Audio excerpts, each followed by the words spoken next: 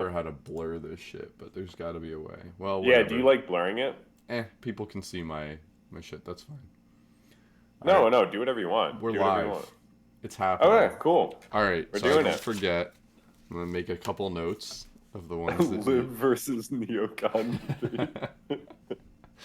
Okay, the chess filthy cheating scandal, the Wait, the what? the penis cutting. I'm just making notes about the things we What intend was to the filthy discuss. cheating? Oh, I thought that's what you meant. Like, oh yeah, you wanted to talk about that. The guest filthy cheating scandal. Yeah, yeah, no, that's hilarious. Uh, yes. Yeah, we can talk about that. Um, I was just yeah. moving my mic over a little bit. Did that improve my quality at all? Yeah, yeah, for sure. Up That's until I noticeable. hit it. No, that sounds good. Very rich. Are you, Um, if you're watching the stream, are yeah. you seeing that your body's like phasing out on my screen? Oh no, that's not happening on mine, and that might be when you change the window, like right when you click on something else. No. Just right Oh, now, like your body is kind of like phasing, but that's really interesting. No, it's not. No, it's not doing it on the mainstream. Yeah, all right. or on the stream. What do you want to start with? Oh yeah, we can talk about my cheating scandal. I want to clear my name. All right. No, I'll I set the thought. premise if you don't mind. Yeah, yeah, please, So please, I was thank you. watching this guy, as you can tell, play chess. You know, he has that board there for whenever he's on virtual dates. It's to try to signal that he's an intellectual or something. Yeah. I've definitely seen that bit, and It's Always Sunny, where you have like the roommate reading a book in the next room, just to signal intellectualism, and I'm a plant. I'm very caring. I take care of. It's the environment, basically alive. and it's Yeah. alive. You're capable of tending to a child. Very subtle. Oh, and the Oh books. no, That's a that was a huge stack jump. of unread books. That's porn. Really? That's a No, I'm just thick kidding. volume of porn. It's a history of porn. No. So this guy was streaming chess, as sometimes he has a tendency to do, and his viewer was giving him, call it advice, good Yeah. moves, Yes. and And I'll be honest, this is a very regular thing. yeah. Very regular. Oh, okay. Yeah, where this one viewer, which I might have had more than one viewer, I'll just put that out there. But one viewer in particular gives me help and is slightly better than me at chess to the point where, yeah, some of the suggestions are not good, but that's much more rare than like good suggestions that I'm like, wow, thank you very much. That actually saved me. So I don't really have an excuse because it's wrong to get help from anyone. I think even if they're worse than you, but that's like you could sort of swing it because you would, that sort of makes sense. You're playing with like your kid or something. You're like showing the moves or something like that. But it's clearly helpful. The way I justify it is like it's chess.com ELO that doesn't count for anything. So if I'm really thinking about it, I'm like, no one gets even slightly hurt by this. At all. They just play someone who's like, so if I'm rated 1300, they're playing someone who's like actually 1300 instead of like me 1300 drinking and streaming is my rationalization. Like this viewer keeps me at like the highest of what I can be instead of like helping me to some ridiculous level. Again, I think all this is BS rationalization, but I just wanted to clear my name. Do you think uh, that someone has to like experience harm in order for what you're doing to be ethically questionable? Yeah, that's how I sort of think of ethics. And so I think of like if no one's experiencing any harm here, the opposition player is playing a slightly harder player, but it's hard for me to even say that's harm. And they might lose some ELO, but like it's hard for me to even say that's harm because it's like they're playing someone slightly better who would still be in their range probably on chess.com. And what did he say? He was 1400, right? Or something. So, but and then I just say on the other side it's like there are benefits. Like the benefit of me and this guy being able to, chat and me being able to have a community and stuff. So it's like it feels like there's no harm and it feels like there's some benefit, but if he stopped commenting move suggestions, it would still be totally fine. So he doesn't have to keep doing that. And I'm honestly glad you called it out because I haven't been wanting to like necessarily call it out. I had a an experience that probably sensitized me to this.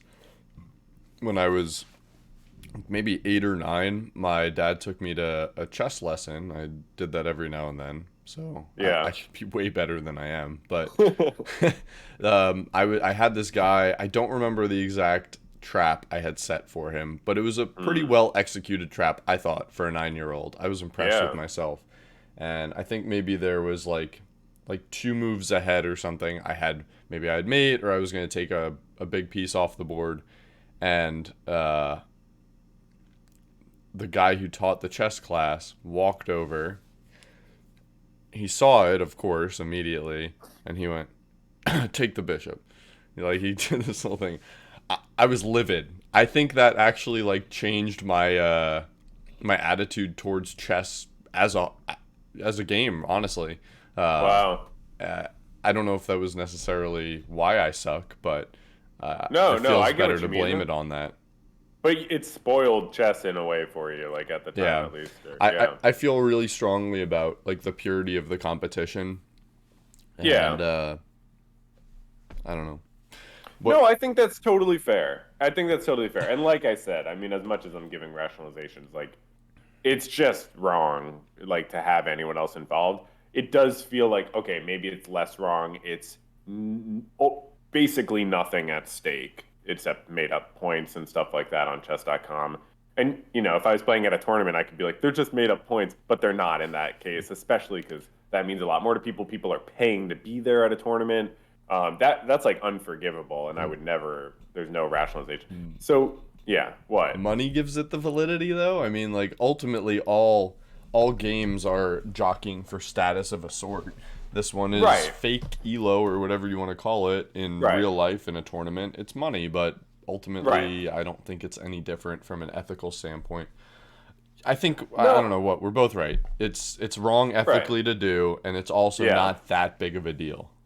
Well, it's not that bad, but also in your situation, it was like the teacher. Like, there's this huge, like, real power dynamic. Like, that teacher was much better than probably everybody else in the room. Yeah, like by like hundreds of ELO, I would assume. Um, and like, why did the teacher even do that? Dude, Like, I don't know. I think he just wanted to make it even. I have no idea. I still remember where yeah, I was sitting. I remember all of the details of that event. because like you're teaching a class, like that's a teaching moment for the kid, for the person who loses. Like, Hmm. why do that? But yeah, it's wrong. The way I justify it is it's worth it to make it fun in my community. But I did at one point have my chess.com. I made this chess.com profile to have the same name as my Twitch and stuff like that. And when I first made it, I put in the bio like probably streaming while we're playing and then the link to my stream. And then I was like, why am I doing that? I don't want strangers on chess.com to come realize that I'm as you said crowdsourcing like the moves against them. Because Some it is probably technically breaking chess.com's rules if I yeah. If we're talking ethics though, Yeah. I guess I did something similar yesterday. I was playing League of Legends, and I play League of Legends at a I would say very competitive level compared to most people, Oh wow. but there's a lot of people better than me for sure. Yeah. And this guy who was supposedly smurfing, which is where you're like Right. on I've a just learned this term yesterday newer actually. Yeah. account, but you're much better than your current rank would show. Yeah. He posted his actually no, his name was a word TTV, which means that's his Twitch handle. So I Right, opened right. another window, looked him up. I'm like, oh, he's streaming right now. Wow. And so like it's his fault, but I stream sniped Yeah. him is what the Yeah, term yeah, is. yeah. And so I Yeah, yeah. gain an advantage by looking at his mini map, Right. and I get to see like where people on his team are with like a Right. 5 second delay. Huge Yeah. advantage in a real time strategy game. Yeah. Granted, it's distracting to watch him. I got in Right. his head. I was like messing with him in the game and watching him on Twitch just lose his mind at what I was doing. It was very entertaining. Sounds awesome. We ended up winning, but he like kept talking about me for over an hour. He was really upset. Yeah. That's so funny. Yeah. And he didn't realize that you were stream sniping him. Mm, Because he wasn't that big of a streamer or he something, or? he had 20 viewers, so not that Yeah. big.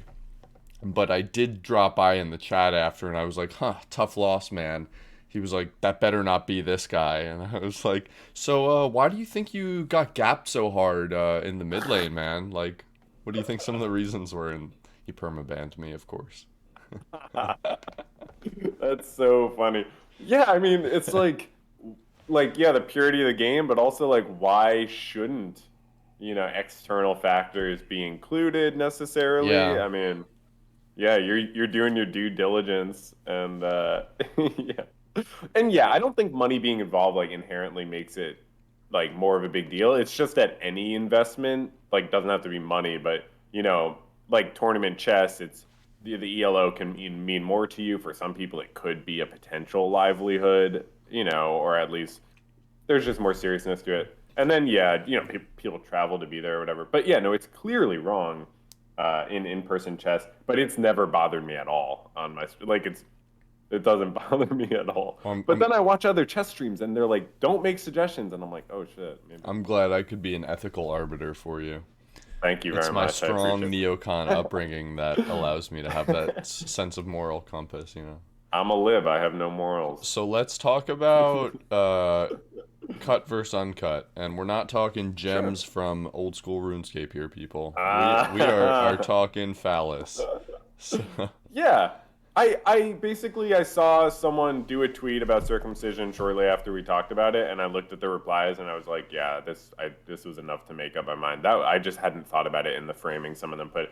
But some of them just said or the argument I like is like nothing wrong with circumcision, just don't do it to kids without their consent. They can do it when they're 16. And so I thought, that does make sense. Kids can decide when they're they're probably not going to really have sex before then anyways, so you don't have to worry about whatever, like aesthetic. Some kids will, but aesthetically, whatever. Oh, it doesn't look how I want it to look.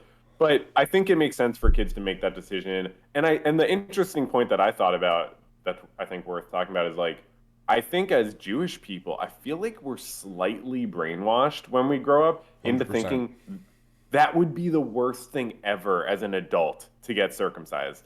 Like, I definitely feel like that's like a brainwashing thing where it's like, oh, it would be so. It's a medical procedure. why would that be any worse than like a nose job?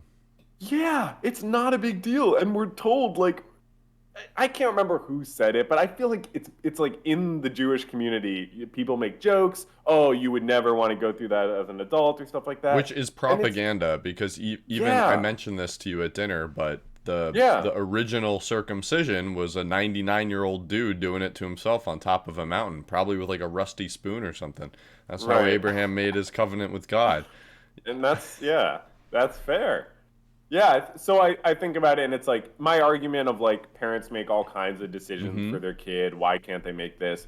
I think that's probably the best argument in favor of it, but I think it's still bad because it's sort of like is it like a slippery slope or it's like if we let this thing happen, then we should let this other thing happen, but it's like but should we necessarily and are they equivalent? It's not a I don't slippery think slope it's exactly. slippery slope. I think Yeah. it's like, so why do parents make decisions for their kids? Because it's like a one-time option usually. Like if they don't make the decision, then there's usually some sort of harm. Like getting a Yeah. polio vaccine, for example, would be a Your good heart rate's up to example. 100.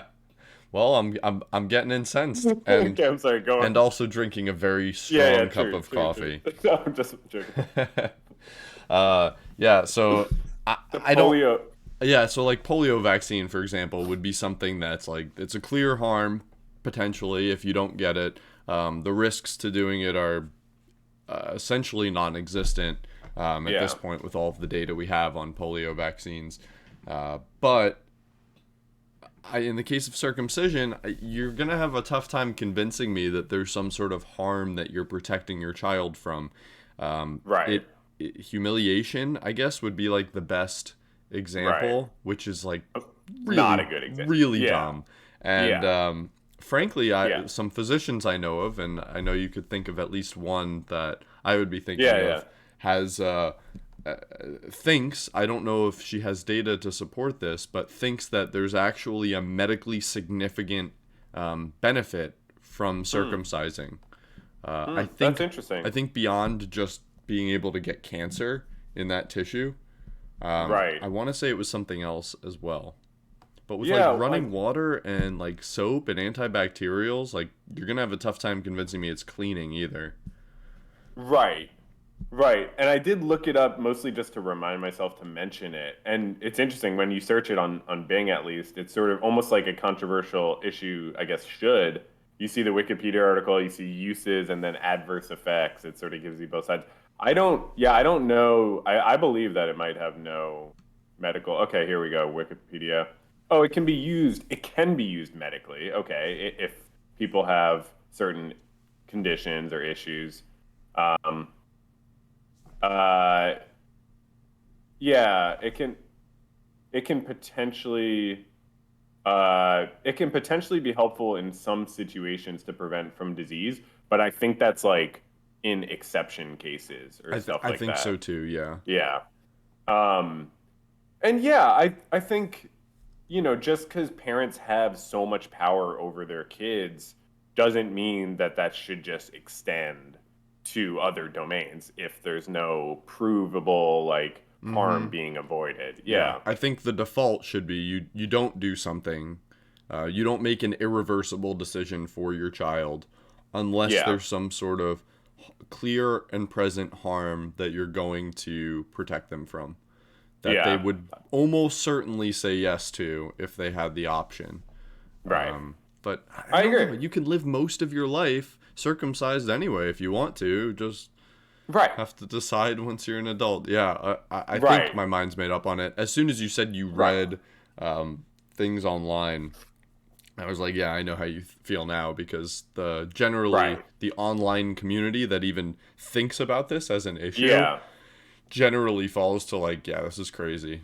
Yeah, you don't see a lot of people like I'm really into preserving circumcision as like a pastime. It's more like I've thought about this and I definitely think there's something fucked up. What But yeah, it's just even just seeing the argument, you can decide when you're 16. I that had never crossed my mind, really, like in such simple terms. What do Yeah. you want to call that? There's got to be a name for that, where the default position is something, and then when people begin to think about it, almost always, I think they Yeah. switch. Maybe like a blind spot or something. It's almost like it's just a blind spot, and then when you start to look at, but there's probably a better That thing. should be What what are you? woke means. I don't think that's what it has taken on. Like Yeah. colloquially, I don't think that's what it means, but I think that's the intent of what woke is supposed to mean. Oh, interesting. Like you've awoken to the issue in front of you before Yeah. there was a veil in front of it. Man, talk about a word that has been completely mutilated Yeah, and like Marxism. Yeah. decimated. I mean, woke just like it's in the last 5, maybe 10 years, it's just completely transformed its meaning. I know. It used to Yeah. just mean like you open your eyes and here you Yeah. are, right? Yeah. You're in your Well, bed. no. The No, sun's seriously. Oh, okay, you were being Seriously. No, don't you think 5 or 10 years ago it literally meant like being aware about actual stuff? I don't think I ever heard it actually used in the lexicon that way, but I believe for a brief period of Yeah. time it was before it was could you say linguistically appropriated for other Yeah. devices? I mean, yeah, you know, it happened. It's not surprising that it happened or anything. Like words change their meaning. But yeah, I definitely remember people like using woke in a positive way to just mean like aware of issues in the world and like aware of stuff, which makes sense as a usage, makes more sense than the way it's used now to mean like anything that I don't agree with or like, I mean, it's used now to mean like it's way too broad. It's like people describe woke The as way I hear it on the right being used as excessively or offensively progressive. That would be right, right. But it's like it can be in so many different circumstances, like the slightest decision by a corporation or like the US military can be woke. And it's like, it's hard for me to understand how that is not just like a bastardization or over broadening of the word. But I mean, I can't tell people how to use words or anything. You can. But They might not no, I guess listen. it's just interesting, I guess, that it gets super broad like that. I don't know. To me, it like if someone uses it unironically, to me, it's like uh, it doesn't tell me about what they're talking about. It tells me about them, I guess. It's like I didn't learn anything about the thing you just called woke. I just learned that you think calling things woke is I don't know what I'm talking about. Have you ever seen Dexter? I've never seen it. No. Kind Is of, it good? it's a dark show for sure, both in like obviously the content, but also thematically. It's just a dark show. The like Yeah. choices that they use. I'd strongly recommend you watch it. Where I was Yeah. going with that was there's a reboot, you could say, or a sequel that's out right now, and it's on Showtime. So I went on to Hmm. Showtime the other night, looked for it. Okay, so I've just been watching this for a couple weeks now, and it's not the first thing on Showtime. That's Yeah. weird to me because usually the thing that you were just watching, it's like, here, pick up where you left off. Sure.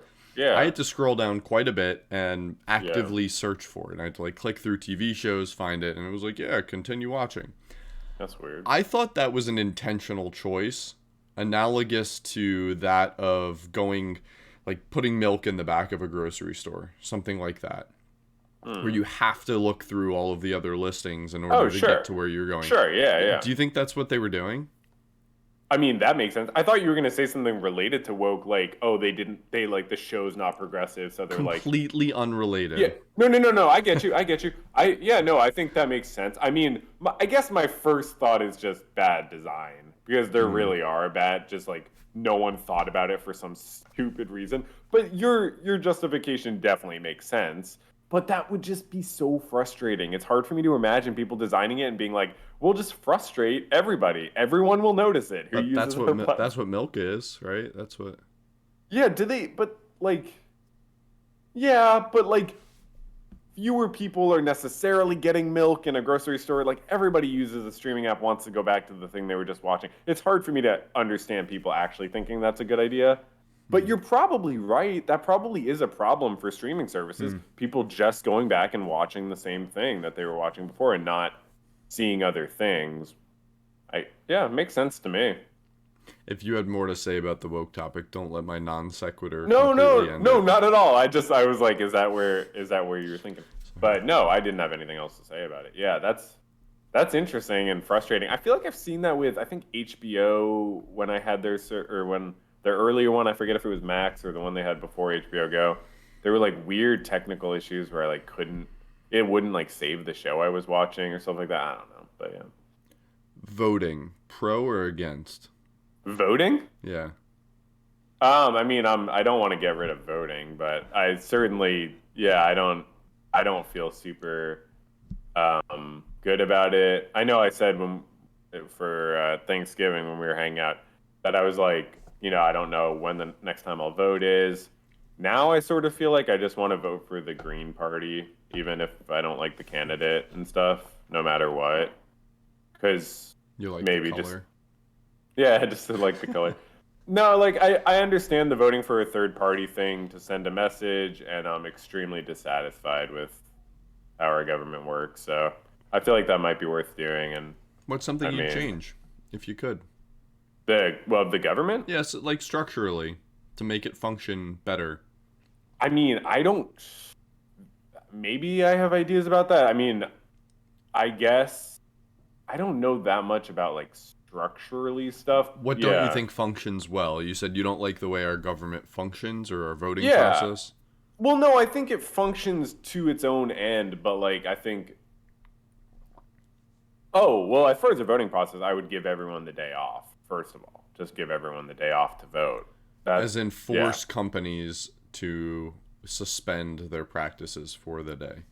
Yeah, and I don't know exactly how that works, if you have to Like, compensate what about companies like or. service industry, like food, medical care? So, I don't know. Yeah, how do places do it that give people the day off? Like, Hey, someone's in the chat. I wish I had something to say. It Is that appears someone as we though they know? do. I have no They, idea. they say make the voting day a national holiday. Yeah, I mean that's certainly what I mean. So if it was like Christmas or something, um, so what? People can't go to restaurants for a day? Like I don't care. Or I mean, you're saying the presidential election, I assume. yeah, and maybe Arguably, that's less local. important to people's Yeah, lives than local elections are. So why would the presidential one get the holiday? no, maybe local elections too. If it was like one more holiday every year, like obviously I wouldn't think that's a bad thing. But if there's a less dramatic way to do it, just give everybody like 5 hours off of work or something. I'd be fine with that. But that's one structural thing that comes to mind. But as far as the government, like one big policy thing that I would want to do is like invest way more in green energy, like way, way, way more than we do, and like really make the switch. I actually think we need to like stop extracting coal and oil and I stuff do like think that. you So and I have talked about this before, and that this issue has been kind of befuddling to me. I don't understand why it hasn't become. I would think this would have bipartisan support because right. typically the Democratic talking line around this has been we have to save the planet, we got to go green. Let's invest whatever we can to save it. The Republican line has been, well, we have a lot of good energy extraction methods right now that are more cost efficient. Why would we want to overinvest in something like that? I've always thought that maybe it's the Democrats have failed to champion this issue from the point of view of national security. I think they should appeal to Oh yeah. like the isolationist or like independence of the United States, Yeah. which is something that typically resonates with the Republican voter base. Why do you Yeah. guys want to still be reliant on OPEC and the Middle East for our sole source of basically energy for our society as a whole? Wouldn't you guys want to be independent so we can say fuck you to the Saudis, we're going to Right. investigate you for 9/11, like fuck Sure. you, like all of these things, right, to give Yeah. us more independence. I've never understood exactly why that is not a bipartisan issue. And I and think I other do, but ways and other ways of looking at that. Well, what that oil Democrats oil also make. lobby, I think. Yeah, I and have to Demo yeah. imagine. Yeah, and Democrats, I mean, the way you put it is like too nice to them. Like they don't really, I don't think, care that much more. They just pretend they do. Um, oh, nice. Our chatter is very chill. The Saudi influence on the U.S. is something that gets brushed over a lot. Totally. It's crazy. It's just like a head Yeah. nod here and there, and then people are like, Yeah. yeah, well, they're pretty westernized. So yeah, that No. that new Prince guy, he's pretty modern. Like, Yeah.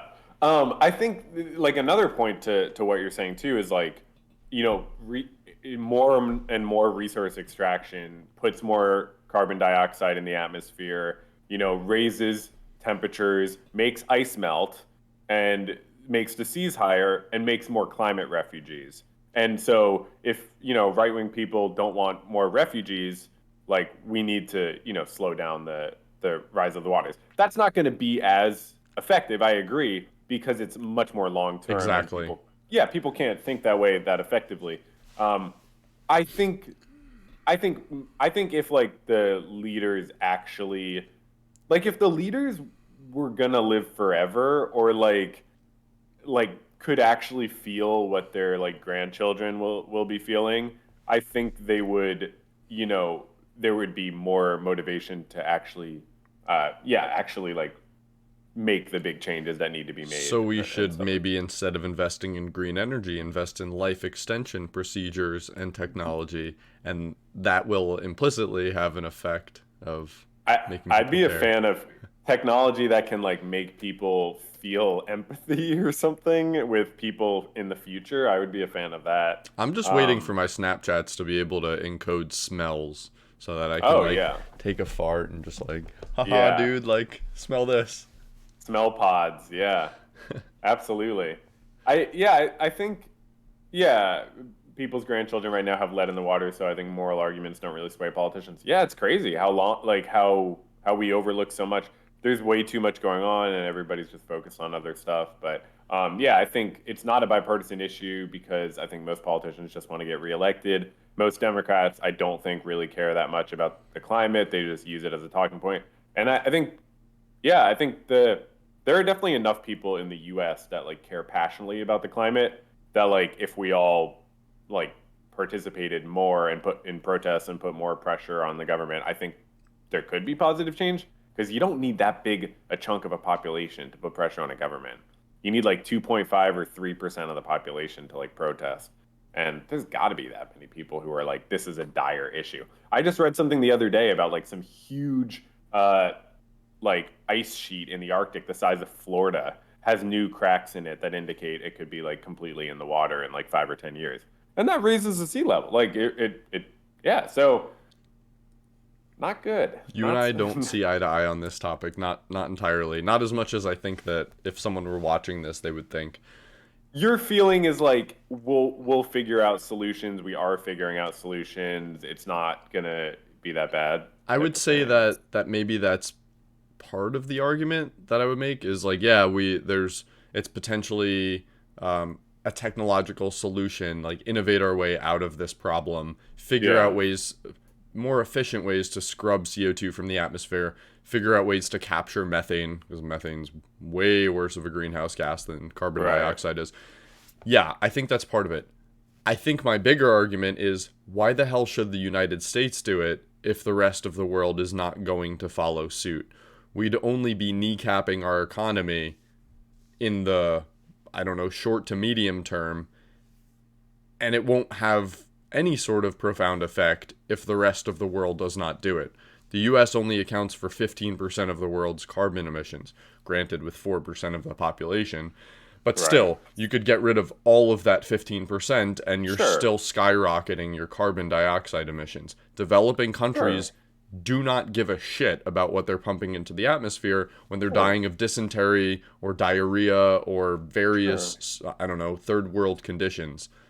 Sure. How do you export that sort of green ideology to the rest of the world?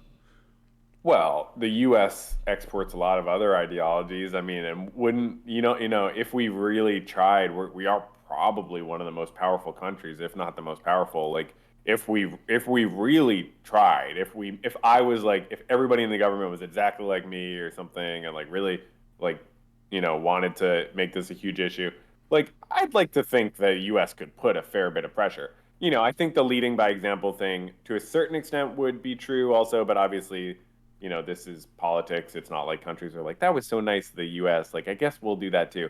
But I do think leading by example does have some impact along with some sort of significant pressure campaign. But I mean, yeah, so what would you need? You would need some sort of, Like an like, international body that people actually listened to, but right. currently we don't have that. And the UN, as an example, says that that's not so easy to do.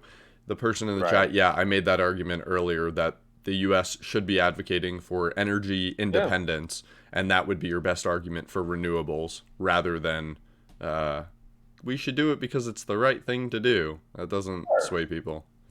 No, it doesn't. It really doesn't. I think you have to find what incentivizes people and talk about that. For sure. But no, I do think, yeah, some international you need. I mean, yeah, I totally agree. Like well, that's my whole thing with arguing about capitalism and how it has flaws and stuff, is like if the system incentivizes certain behavior, that's the behavior people are going to do. So we need to find some way to incentivize the behavior that we know is good for future generations. I think you're giving Yeah. more credence to my argument that we should try to innovate our way out of this problem.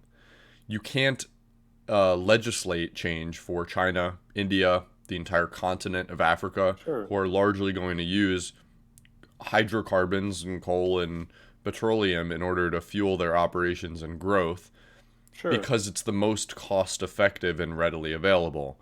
But if, for example, you made portable photovoltaics, solar cells, solar chargers that were extremely cheap and relatively compact that people could use to generate their electricity needs, well, shit. I mean, people would use that, right? It's Sure. really a combination of cost effectiveness and ubiquity for what people use. So if you were Right. willing to invest in the infrastructure needs in Africa, China, India, what have you, Sure. or just make a better product, they would start to use it. But you aren't going to be able to Yeah. morally shame China into adopting No. green legislation. It's just not going to happen.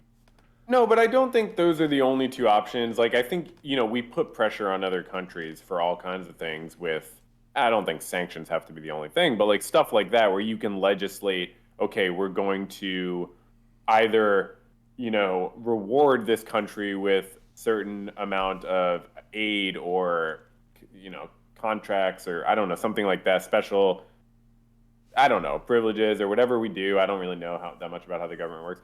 Or we're gonna penalize this country or limit our relationship with this country until they meet X threshold. I would assume something like that could put some pressure on countries to follow suit. But also, like a lot of countries are doing more than the U.S. already about, more green policies. I'm not like a super well informed about all of them, but I'm sure there are other Yeah, the countries doing more. small Nordic and European Sure, countries. Okay. sure. That's good for So, them. It's not going to change. I mean, banning right. straws, like, whatever. You don't think China's doing a lot of like solar stuff and Germany and I China is investing in some renewables technology. That is right, for sure. But they're also still consuming a shitload of hydrocarbons in order to fuel a tremendous spring right, from poverty for hundreds of millions of people over the last couple of years. right. Right. Well, there's an interesting comment unregulated capitalism driving down innovation, which I don't know all the ins and outs of that, but I do assume there's probably some argument there where like capitalism doesn't always breed innovation. In certain ways, I do think it can limit it. Again, I'm not sure that if you have one company dominating, maybe it's hard for other people to enter the market or something like that. But my larger point is like I do think there's a time crunch here. I do think there's urgency, and so do we have time to like have a new technology be the main focus, or technological export be the main focus, or is it maybe a mix of legislative stuff? Hmm. And but To I yeah, to what are the viewers saying around, yeah, the all one of one, uh it's a thoughtful viewer though, so around yeah, like regulating versus unregulated capitalism, they were making the argument like capitalism completely unfettered doesn't always produce that solution that you're looking for. Fair enough. yeah, I mean, I don't think either of us are arguing that it's entirely a free market thing that'll help fix this or get us out of this hole. yeah, However, that's where a good policymaker would say, yeah, it looks like the free market is not going to arrive at a solution that's going to benefit humanity for generations and generations. Why right, don't we incentivize that through grants or prizes or things of that right, nature? Try to, I right. guess, put carrot, not stick. I think Sure. is the analogy I would make. I mean, I would agree. I would just say, from what I understand, we're already giving tons of carrots to the Yeah, oil and gas lobbies I and am so on. advocating for stopping that immediately and Yeah, impose a carbon tax for sure. the negative externalities that fossil fuel companies or petroleum extractors, the entire supply chain, impose on everyone else and don't compensate them for. Right. Obviously, implementing a carbon tax is tricky. Carbon tax credits have been misused and Mm. frankly sold between companies in the Right. past or purchased.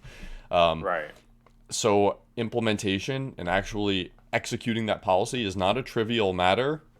Leave it to Washington. They're really good at that, putting in effective Hmm. policy. But I, Hmm. I think that there is a legitimate legislative path to incentivizing things that are both good for our future, um, more cost effective, help us not ruin the place that we live on, and not crush people's freedoms while doing so. I Yeah. think. Yeah. Yeah, I think that makes sense. I mean, I'm a big fan of like when you say carrot, I think, oh, that could be like subsidies for solar, green energy and stuff. I mean, yeah, you need to incentivize that stuff. And if we're gonna pour the capitalist innovation, which is certainly a real thing, into it, you have to make it profitable. You Yeah. have to, yeah, have Case in make it point, vaccines for COVID. sure. I mean that Right. that was definitely incentivized by profit motives. I Right. was just listening to a podcast, finishing it this morning, on it was the Pfizer CEO being interviewed by Lex Friedman, and he was talking about the investment that they were putting into the vaccine and what the numbers looked like on investing into COVID, and instead of being a lot more careful with it over the course of like a few years or decades, even like they may with a traditional drug development, Right. they were extremely rapid with it. And you could argue that the readily available funds from the federal government helped push it in that direction, Sure. to make the reward at the other side of the effort a little bit more certain. Man, I sound like a Right. big government guy today. This is crazy. Well, I don't necessarily think you do. I mean, I guess this is just the world that we live in. Like, if the government has this kind of power and we're faced with a immediate crisis, I mean, so the person with the power, the group with the power, has to do a lot, you know? So it makes sense that they view it as a crisis. They pour a lot of effort into it. And it's just, yeah, people have the ability to not view climate stuff as a crisis, but it seems really bad. Like, it's gonna get hotter. It really is getting hotter. Like, it's gonna get more, like, more and more sea level rise. Like, it's happening. It's gonna be harder to breathe. Like, these storms. Do you think some of the storms? Because I know some people don't think they're related to climate change. What's your feelings on that? Like, because I don't know all the details, but my understanding is people, who study this say that they are getting worse and more severe. But, I think that I tread very carefully wherever weather is involved. It can be a little bit tempting to look at a bad hurricane and go, guys, this is the prequel to The Day After Tomorrow. Don't you oh, see for it? sure. Yeah. I'm more reticent to look at, like, I can look at a bad storm and go, huh, I don't remember seeing storms this bad. But Right. human Right. beings are Right. generally pretty awful at predicting long-term trends through short-term Yeah. events. So I tend not to extrapolate and make that kind of connection. Maybe it Yeah. exists, but I don't think I'm qualified to make that sort of connection, nor do I think meteorologists are either. I think they're pretty dog So you shit at don't their think job. anyone? You don't think people can study hundreds of storms and How would one measure um, severity of storms on the aggregate? Because they typically do storms here? would be like damage, right? Like how much damage they've done. No, not necessarily. I think they would measure it based on the physical qualities of the storm. Interesting, like And I size and just, average wind speed, that kind of yeah, stuff. yeah. And I just found one Hmm. thing that came up. I don't even know if it's exactly, but no, I mean, it does. Yeah, it does. People study this and they But find that they get worse in severity. And but this is just, that would, I mean, in turn, yeah. potentially lower your population, which would lower your carbon emissions, which would in Nah, turn man, reduce the come severity on. of storms. What? I You're mean, joking. I'm not. Because It's you in could never count on it's not necessarily well, you don't want to have your system be like, well, the problems will kill enough people that like that is the problem though, right? Is that there's too many people. no, I don't agree with that at all. Really? I mean, Yeah, I don't think energy consumption is purely a function of number of people. not Okay, exactly, not man. purely, but Yeah, yeah, no, but predominantly a function of how many people you're trying to feed. I don't know because the bigger emitters are like, the resource extractors and stuff like Yeah, that. but And why are they extracting resources? for a certain kind of, I don't know, like a certain kind of quality of life that we've built that has to be on resources. But if we like sort of, if we had a different system of using energy, we could probably have, I think, a similar quality of life level just with clean energy. But I don't, I mean, I'm not going to pretend like I'm an expert in this. My understanding is overpopulation is not a genuine problem, honestly. And that's my understanding. So that's my sort of belief. I can't like point to specific sources, but it makes sense to me that overpopulation would not be the issue. It's more of how we use the resources we have and what resources we get to support the people who are alive, if that makes sense. There was one thing that you said earlier that I wanted to just touch on. You had made the comment that like maybe we could legislate change for a country like China or something, or help incentivize them to, through, I don't know, sanctions or some sort of, we're not going to trade with you as much. Sure. I think that's a really bad argument, and I don't think you need to look any further than the handling of COVID, which I do believe was a partial cover up by China in terms of where and when it emerged. I think they were intentionally retarding the exodus of information out from China when they knew that there Okay. was a problem, and we have absolutely no recourse for, I don't know, holding them accountable for doing essentially the same thing that the Soviets did during Chernobyl.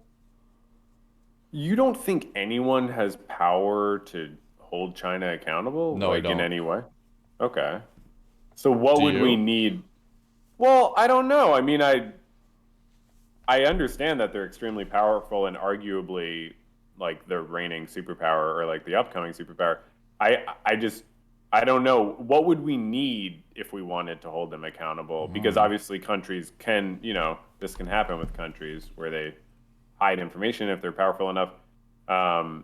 They can do it well, but like you're saying like we wouldn't even know about things to hold countries accountable for if we tried to legislate changes to support global No, I climate think I stuff. think we would know what we would hold them accountable for. Like you could peg their carbon emissions to like putting money into a giant monopoly pot or something like that, like free parking. Yeah. But we don't have any way of enforcing that. If we said do this and they said no, we'd go, okay, please. We're not Be- going to invade them.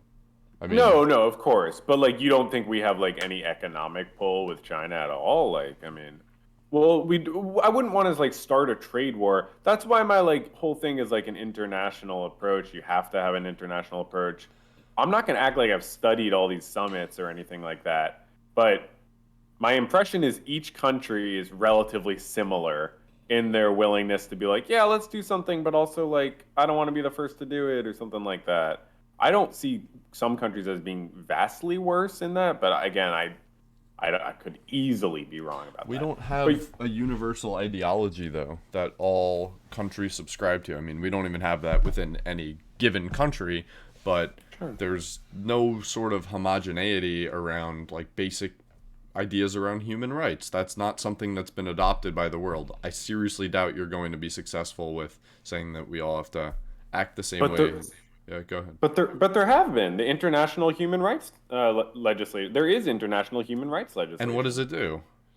I'll show Why you. don't you show me an interview of a Uyghur Muslim in China telling you what they think about the International Human Rights Convention? I think the existence of like international human rights legislation is why we can look at the Uyghur situation and say, not only is this bad, but this is illegal. And I would say the same for Israeli settlements in parts of Palestine or millions of other issues where it's like there's actual like we have, whatever, the Geneva Convention, or you can't go into another territory without you can't just like take over another territory. But whether I'm not like a expert on this. I'm sure the laws do have some effect.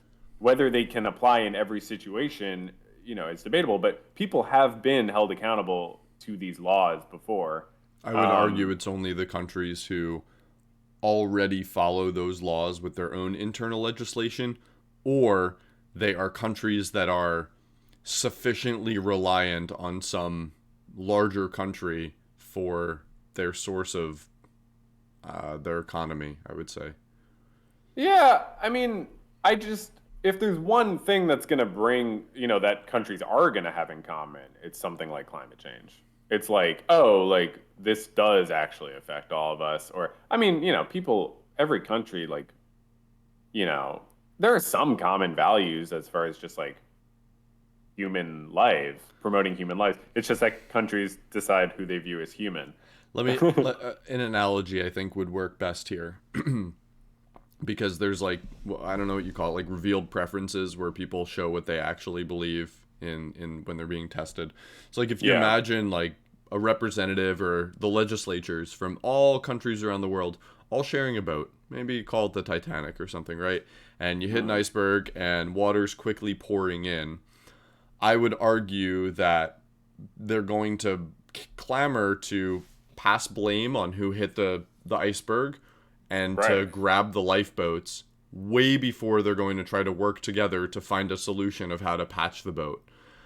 It's Right. not a perfect analogy, of course, No, but I yeah, I think get it what you mean. illustrates the point I'm trying to make, that I don't think you're going to see that kind of cooperation.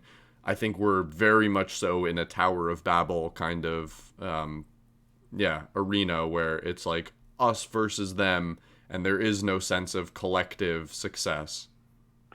So what would you say needs to be done to create that? This is Like, where I unironically was saying that I think I've arrived at imperialism. I mean, I know that sounds kind of crazy. I know no one in the sure. public lexicon is talking about that.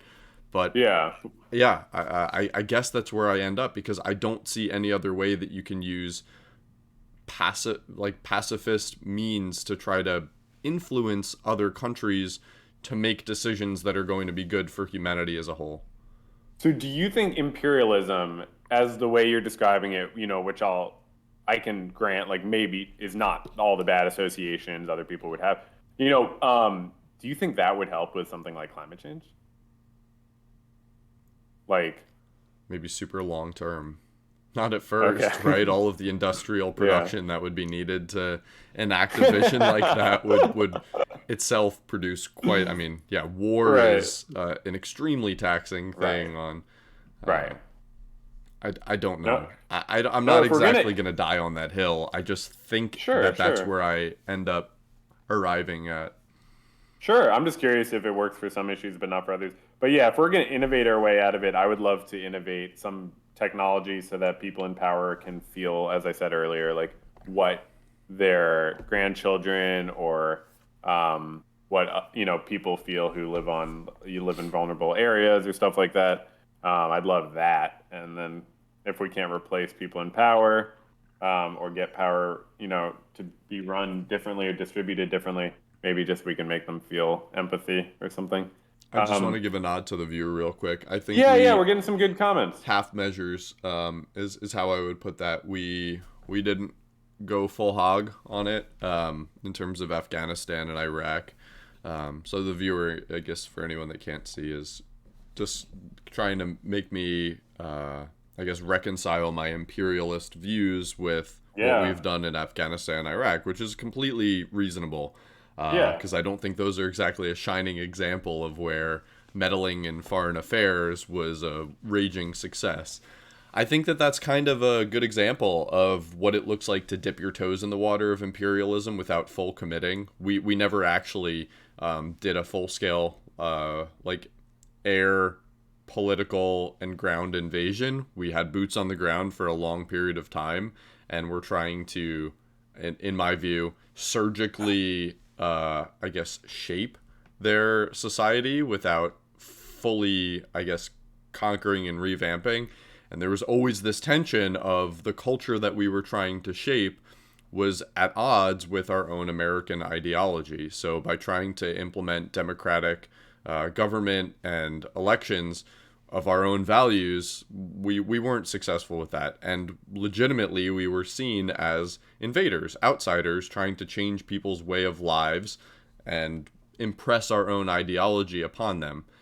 I think there are only two ways that a society will change: fear, like through legitimately being conquered, some sort of I don't know, Attila the Hun, Genghis Khan type style, and I'm not advocating for that. I'm just saying a matter of fact. Or generationally, it's like through immersion over a long enough period of time that it becomes your new normal. So I've always thought, like, I guess this is kind of Patrick Starr meets politics, but what if we take our welfare state and move it over there into Afghanistan? And like, you want to be on the government's teat? That's fine, but you're gonna do it from Kandahar or something like that. I would love to talk more about this. I have to pee. Okay. So I got to take a break and get some coffee. I love that. I don't know how long have you been had this like perspective about imperialism? Is it a relatively new thing? Because you didn't bring it.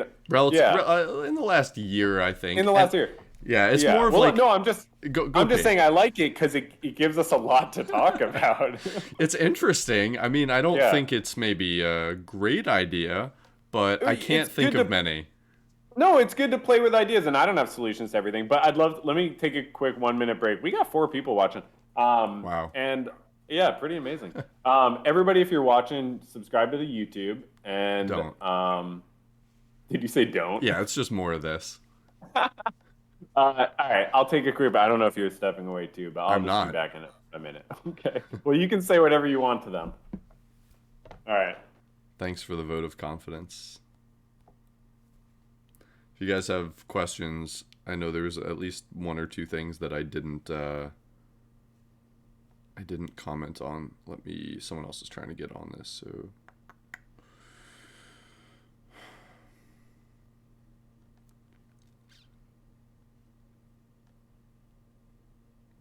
where did America lead by example and others followed suit? I don't know of any examples of that.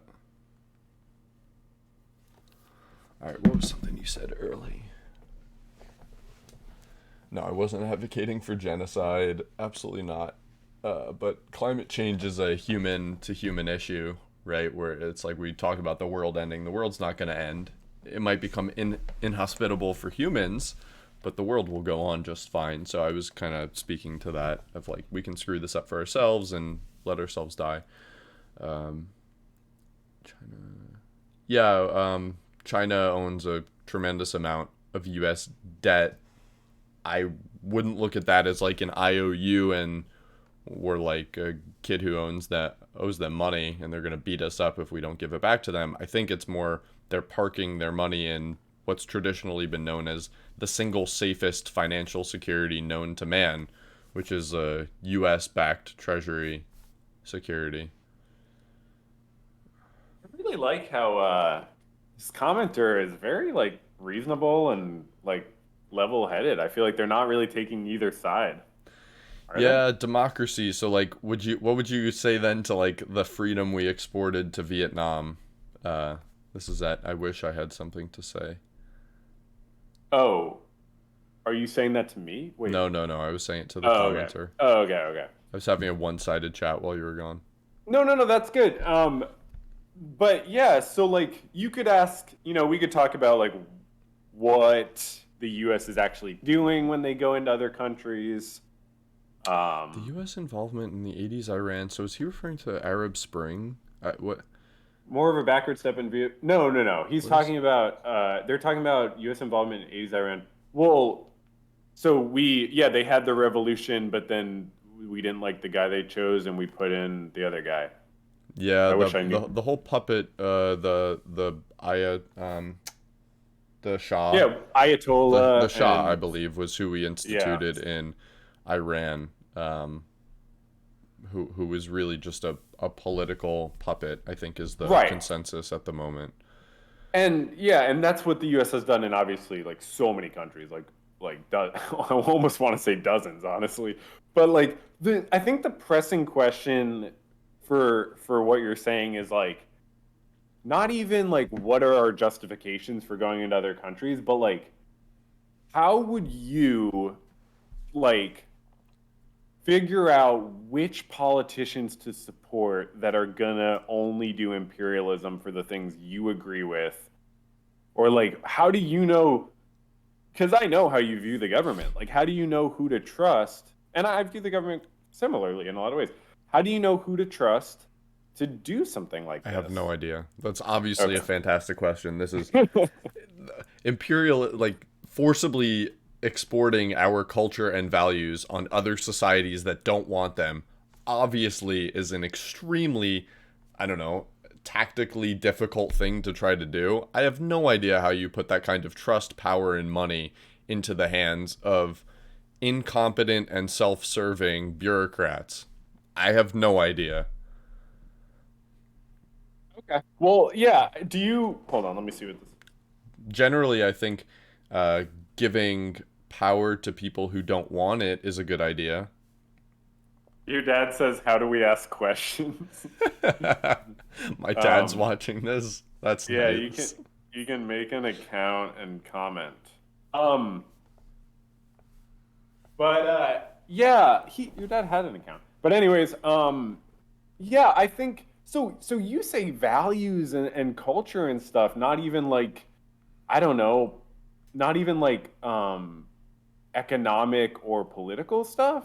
Hmm. Mostly when you think about this, or Yeah, no, I think actually the chatter that's being really active, or the viewer that's being active, made a yeah, good point around like exporting culture. Like music arguably is like music and entertainment have been America's largest export. That if you yeah, travel to another country, you'll notice that except in maybe some more rural areas that haven't been really touched by globalism, are yeah, all singing American songs and playing them generally, and watching American movies sure. usually.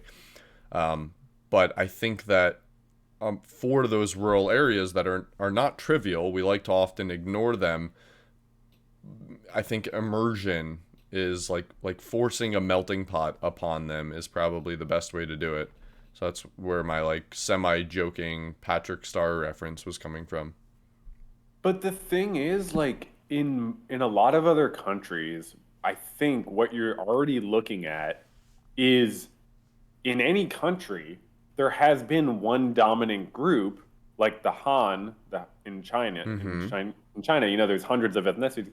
There's one dominant group that takes a lot of the power and often subjugates other groups and stuff like that. But why and enforces their own culture and morality and maybe politics and economics. So where's the line? Like, what justifies doing that?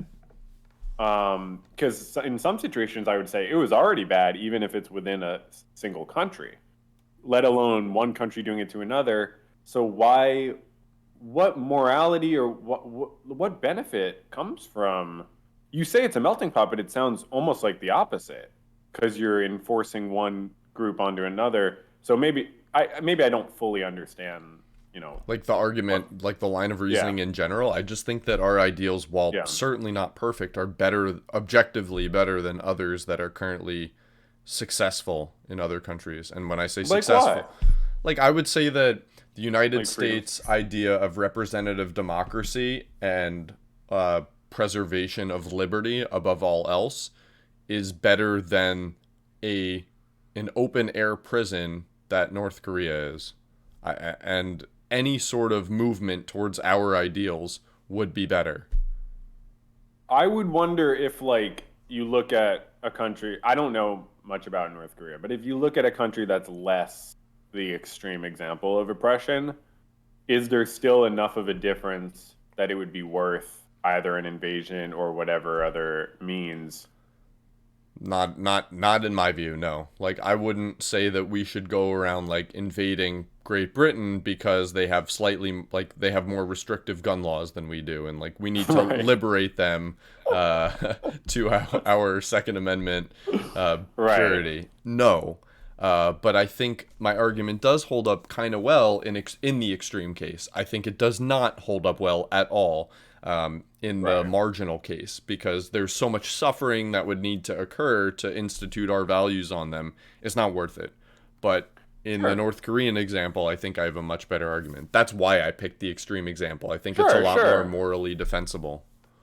Sure. I mean, what about the idea that, like, this is not how the US got, well, what we have? Like, and I could argue with what you said about liberty and stuff, because I do think big words like that sometimes are misleading. I think there's a lot of, if, people write books probably about how there's less freedom in the US than we might think. But even if we did have like a lot more freedom and stuff, we didn't get it from someone invading us and doing it for us. Like, what if that's not an effective way to actually change systems? It might not be, um, but I Right. think it's a lot better than what we currently have. No, I don't know. Full scale invasion is generally, I think, a pretty good way to change a society. Um, But for the bet, I'm talking about changing it and like implementing good working systems that don't crumble in 10 years or something, and we're bad to begin with or something. Maybe it's not. I don't know. I'm not sure No, I how don't know you either. keep it there. Right. And I'm coming at it almost also from like a therapist perspective of like people have to want change themselves, you know? Let me. And yeah. What do you think enables us to live in the sort of democracy that we do?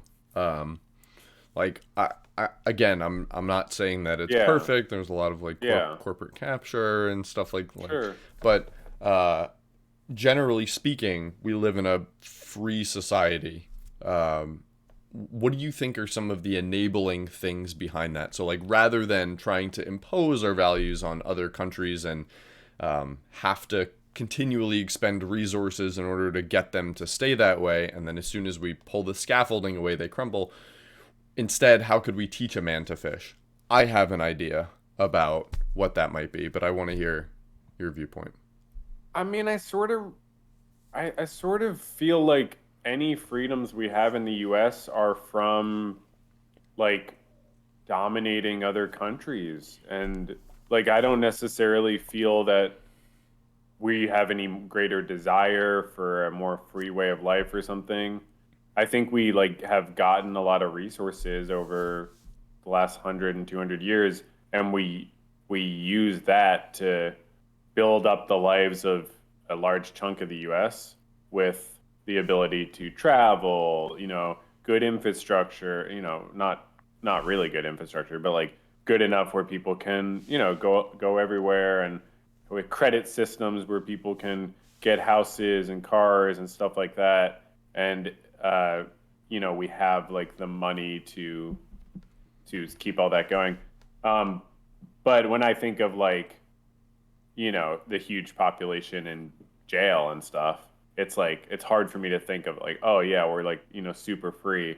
Um, but what keeps us having the freedoms we have, I definitely don't think it's like the military. I've never heard any good argument for that. My ears are open if people, can argue that. But I don't yeah, think I it's the don't know. military either. Yeah, I guess I just think like y- it's not that hard to like write a constitution that like values people's freedom. I think everybody wants that. Apparently, it The, is. I mean, there haven't been many that have been durable like the United States has. I mean, we're an old country. I don't. No, we're I'm not. not. I don't do well compared to a lot of countries. Compared to a lot of like nation states, we are old, aren't we? Hmm. Like when you compare us to like modern versions of countries, I mean, I don't know. Actually, I have no idea. I had Yeah. a sense that we're relatively new. On the scale of superpowers, we're new, but But even I even don't like know. I don't know. Yeah. But I don't know. What do you think? Because maybe that'll help me work out what I'm thinking. Guns. You think guns keep us free in some way? I do. I do. I think it. If I were to give like one specific tool or way for other civilizations to at least have a chance at enacting something like a democracy or changing their way of life towards what I think is a better ideal, I think that obviously it doesn't have to be a gun, but some sort of arms or way of enacting, like, how do I put it? If and when someone wants a sense of autonomy in another country, oftentimes they don't have a way to enact that. I Right. think that giving them some physical representation of autonomy and way to protect themselves from forcible oppression of others, I think is a great tool for that. I know, for example, I have a friend who's from Bangladesh, who had a really, I guess, great idea, or what he thought was a great idea, to invest some money, a few, like I think it was between $10,000 and $50,000, into solar cell infrastructure in rural Bangladesh. The idea was to put these solar panels on people's roofs and stop them from having to use kerosene for a lot of their heating or other sort of less efficient more expensive ways of charging their devices, things like that, in fairly rural fashion. And then take some of the energy that they generate in order to pay back for your investment. So give them some, take some. Right. This idea was a complete failure. So he did it a little bit. I warned him not to do it, but Yeah. it didn't work because there were small militias. I guess you could call them mafias, rather. Small mafias that Yeah. would demand payment for putting that infrastructure there. And when those local people that had the solar panels on their roof couldn't pay an extra money, a safekeeping fee, extortion, Right. they, Right. they broke their shit. They just came over Right. in the night, broke the solar panels. What do you have left? So giving people some sort of autonomy against thugs and others that want to extract resources from those who have less, I think is a really good way to plant that seed of democracy. What do you think? I think that's an extremely good example of like a really complicated situation. I'm glad you brought it up because it's important to like think about specific examples. Um, I guess I wonder, so who gives the guns? Is We it do. the US? Yeah, why not? So how do we decide who to give them to? That's a great question. Because Just we already arm a shitload of people. We just choose to do it based on who's going to support U.S. interests, That's which right. is arguably not good because who decides what U.S. interests are and stuff like that. and those But groups yeah, can change. I mean, Taliban case in point. yeah, yeah. I mean, we clearly, it's not a conspiracy theory to say the CIA, funded and probably funds many militias. Operation, if you know, Fast and Furious, I believe, was the Obama era. One of the best movie franchises, absolutely. No, I'm serious. Do you know what I'm talking No, about? yeah, I don't know it. No. Yeah, that's a good one to Google for anyone. So that was Obama giving arms to who?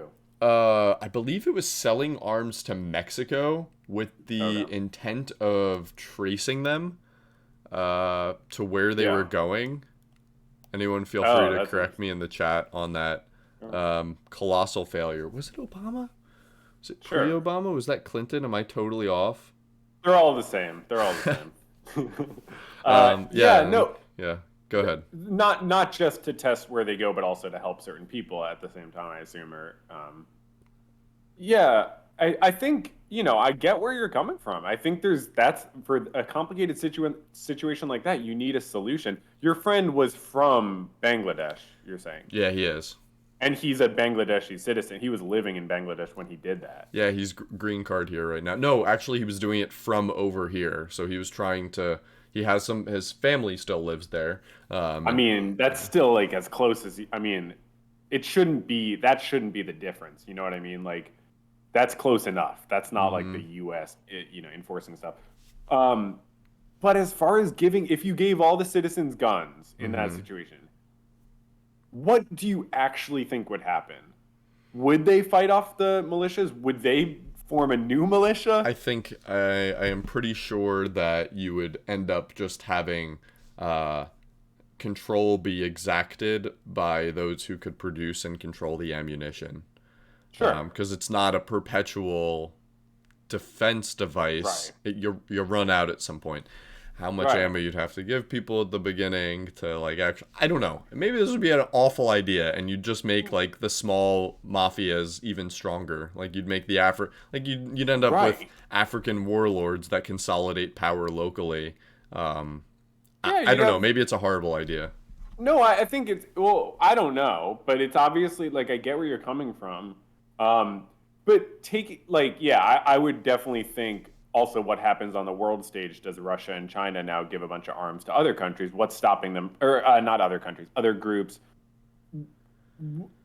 At the end of the day, powerful groups like the US, powerful countries will try to figure out who's going to help them the most and then give them all the support. And so we're just doing proxy wars and stuff like that.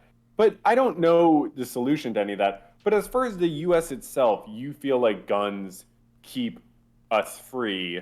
do you mean that in like an individual level, like if I get a gun, I will be more free in my life? Yeah. Or do you mean okay. Yeah, I mean, I don't think like between your life in your lifespan, I don't think you'd actually end up seeing that, but your capacity Right. for freedom increases. Yeah. Interesting. By the way, the thing I was thinking of was Yeah. Operation Cyclone, where the Ooh. CIA was training what later became the Taliban in an Oh, effort okay. to fight a proxy war against the Soviets for control Oh. over Afghani government. So with the Mujahideen or however you pronounce it in like the 70s. Mujahideen, I believe, is how you say it. But Okay, yeah, yeah. it was like Yeah. late 70s, I think. Sure. Yeah, definitely. I mean, I've definitely heard about that and look what happened. I mean, it's like and that was probably not a humanitarian thing in the first place, right? Like, yeah, I mean, yeah, I don't trust the US to do I don't things think we've ever for exacted any sort of foreign policy. Maybe that's too strong. Generally speaking, our foreign right. policy is not measured by humanitarian. Right. Like, okay, so Israel. I know you mentioned it before. I don't know how much you want to get into it, but in that example, I don't think the United States supports Israel just because it is more. How do I put it? I think the U.S. supports Israel because it is tactically advantageous, as well as Israel is far more westernized than the rest of the countries that it borders, by far. Sure. Sure. I mean, it's like a much yeah, newer colony sort of. I But mean, the aid that we're giving them, I don't think is out of like we want to help them because it's a nice thing to do or it's the right thing to do. It's because I think we see them as like an outpost in the Middle East that will further our ideology or at least be in keeping with our ideology. So I don't know. right. I'm like thinking about this stuff as I go along, but maybe that's a better example of rather than trying to institute our own policy, find examples of it naturally occurring and then give them money or resources. But I guess I feel like you're sort of saying two separate things and you're like intertwining them. Like, do you feel like we're supporting Israel because of like strategic advantage for the US? Or do you think we're supporting Israel because their values are more similar to ours? And if it's both, is it one more than the I other? think the Or second one is like a prerequisite for the first one. It's like we're only going to support them if they do have that kind of alignment with our values. Maybe not. yeah, but Maybe now you're not. thinking of examples where we've Yeah. probably supported people. Yeah, So I think it's purely yeah, like realpolitik.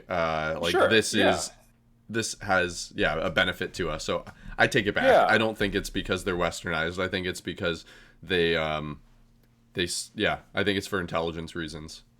Yeah, and I don't fully understand or know. I haven't informed myself enough to genuinely understand why the US cares so much about about being present in Israel. I assume it has to do with like it's an outpost on the other side of the world where we can have a bunch of military installations and feel like we can do stuff. Like one of the main things that pissed off Osama bin Laden, from my understanding, is the U.S. troops being placed in Saudi Arabia because that's like the Holy Land and so on. It's not good to have U.S. troops there, which I think is pretty fair.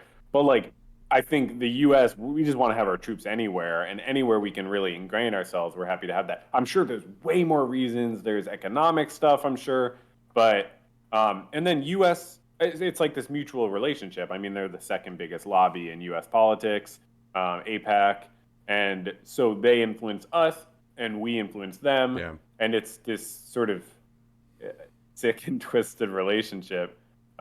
Because I say that because I think that Israel does violate human rights. I mean, I've read some of the reports of stuff they do. They're indiscriminate with the way they put down protests, and they harm innocent people and kill innocent people. Like, so even beyond the settling, which I think, yeah, they've completely changed the landscape of the one state, two state conversation by just settling for There's always decades. a weird argument for me.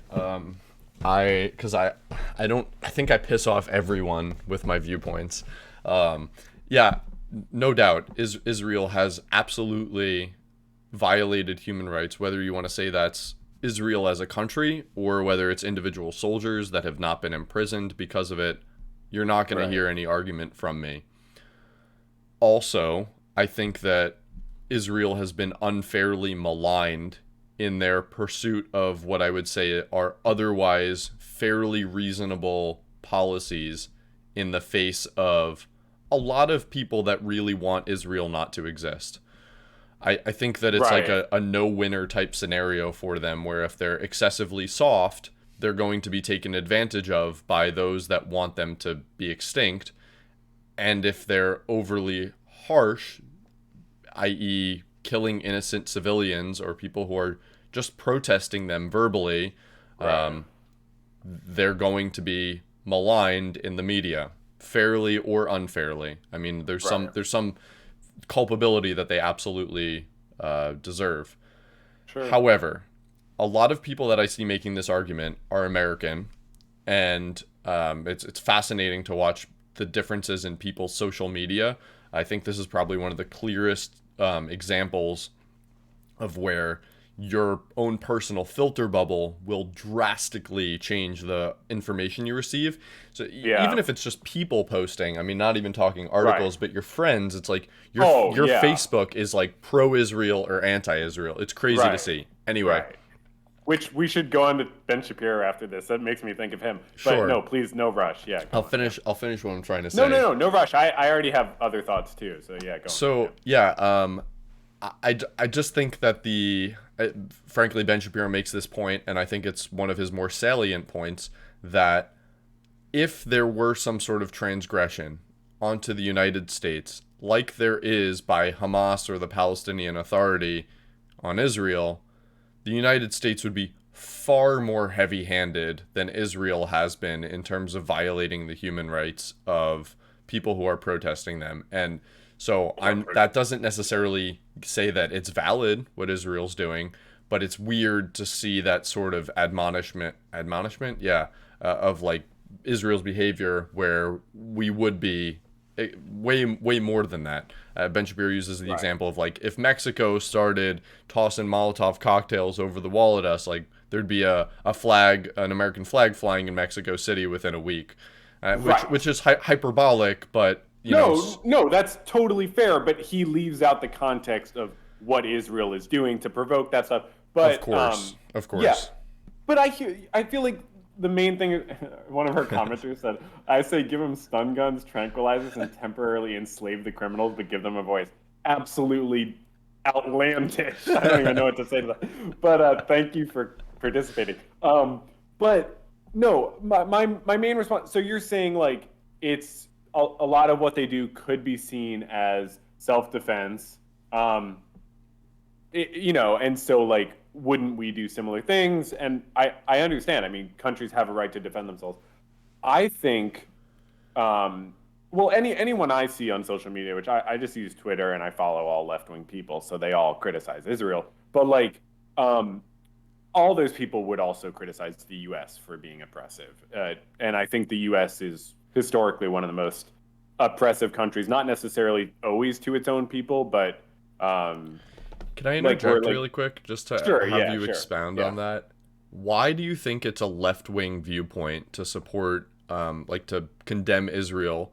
And what would you say to the track record of progressive U.S. presidents historically being the most oppressive towards its own people? For example, FDR with respect to the Japanese internment camps. Right. Right. Great question. I mean, I know that Israel's government is very right wing right now, and I think historically has been, but I could be wrong. Like Netanyahu's party is a considered a far right party, I think globally. Um, I guess there's something right wing um, about having a state built around an ethnic identity. I don't know why that is, but that seems like a very right wing thing to me, and Are you saying something. Israel does that? Yes, Israel is in a lot of like Jews are given special privileges, and the Like government is largely you Jewish. mean like military service or something else? No, like this, like I think Jews are. I really wish I was more informed to be saying this, but I think Jews are like given special privileges with settling, for instance. I think some of the government policies are specifically tailored to basically push out uh, like Arab Palestinians, and I've seen maps and read articles about how like Arab Palestinian cities have been just like pushed further and further away by complicated government licensing, needing an Israeli ID, and like it's harder to get one if you're an Arab Palestinian. I'm not the I'm not I don't have all the details, but I will just say for the sake of my argument, my understanding is that there are in some ways like benefits to being Jewish in Israel and downsides to not being Jewish. And I think there's something right wing about that. There's also something right wing about wanting to expand your country and take over other areas, I guess. I don't like that to me, but I don't know. That's a really good question. Why is it a left wing thing to be against what Israel's doing necessarily? Because maybe it isn't actually, and it's just a common pattern, but not inherently left wing. Um, there was something else you asked. So, why do U.S. left wing presidents do what we do? I have no idea. I have no idea why. I don't know why FDR enslaved the Japanese people. Or Japanese Americans. I don't know. Do you feel like that has something to do with him being left wing, left leaning, or I don't know. Maybe that's. It seems like kind of an easy, like maybe not gotcha, but like, hey, right? I score one for me. I called out an example of a left.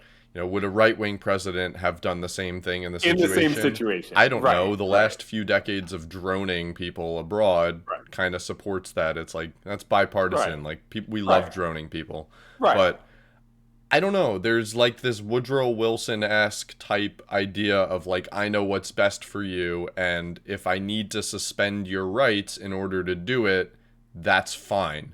I saw this clip yesterday that I sent to my friend who really hates Trump.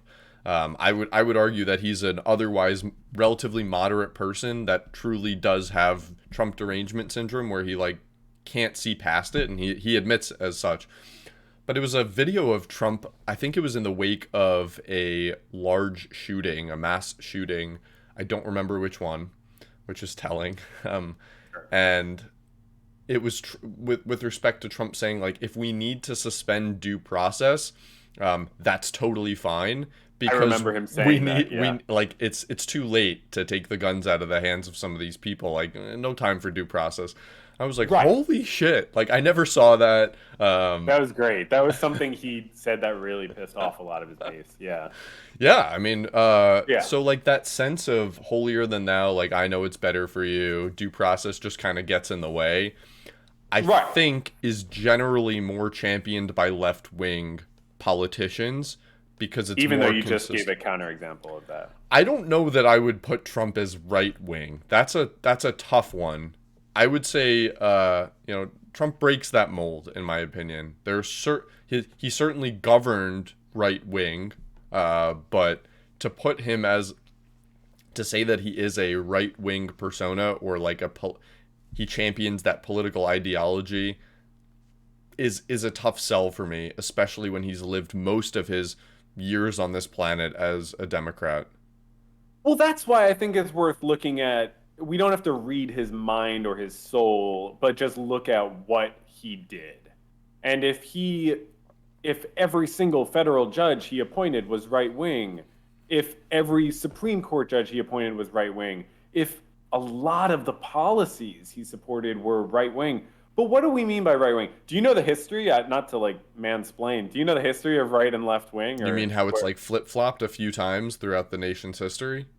Well, like where it originally comes from is from like the French Parliament or whatever it was called in like at the time of the French Revolution, and the right wing people were the ones who sat on one side of the in the building in the Parliament building, and the left wing sat on the other, and the right wing people were the ones that wanted to I had a more like monarchical, like wanted to keep things more how they were with the monarchy. And the left wing were the ones who were like parliamentary or like, let's do more of a, this is such a terrible explanation, but this is like the bare bones of it as far as I understand. Left wing were like, no, let's move on. So I don't know what the best way to distinguish between right and left is, but I do sort of think about it as right wants to keep things how they are or return to how things are, and left wants to change things.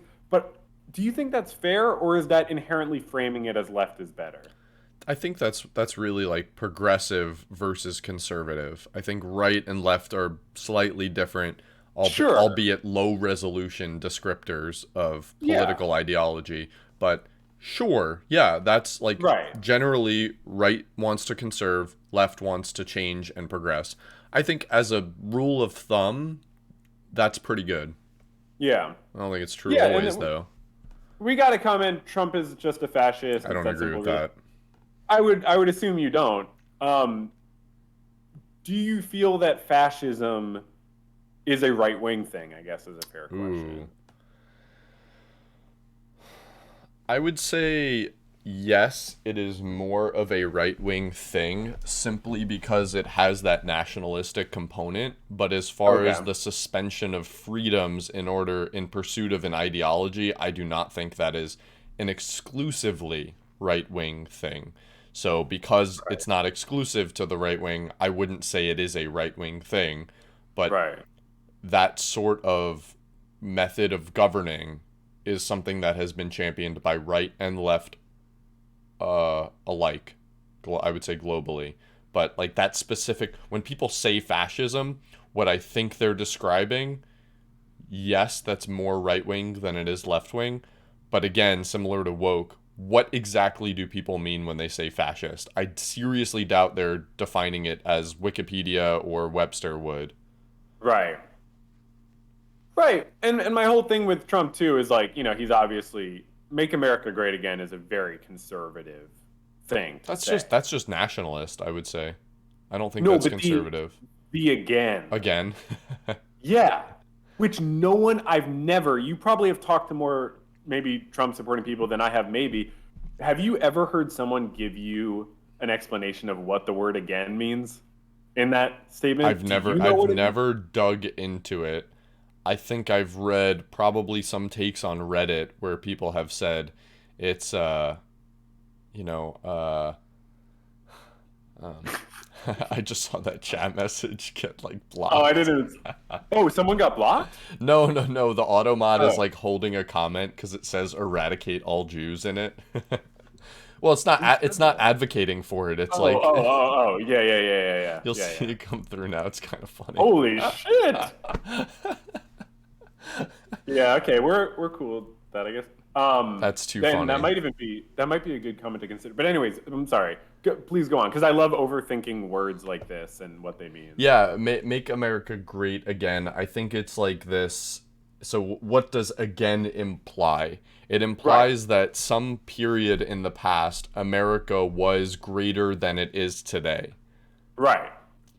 The rest, I think, is up to the listener to decide. I think it's Sure. intentionally vague such that people who look wistfully upon the past, like, back in my day, it Right. was like, Right. Right. and that's it. I think that's the extent of Right. it. Any good slogan is open ended like that. For Oh yeah, example, 100%. Yeah. the change statement of Obama's campaign that was Yeah. wildly successful. Like he didn't say, Yeah. "I'm going to change your healthcare system." He just said, Yeah. like, we want change, and Right. arguably that's why Jewish people voted for him. Is he promised us change.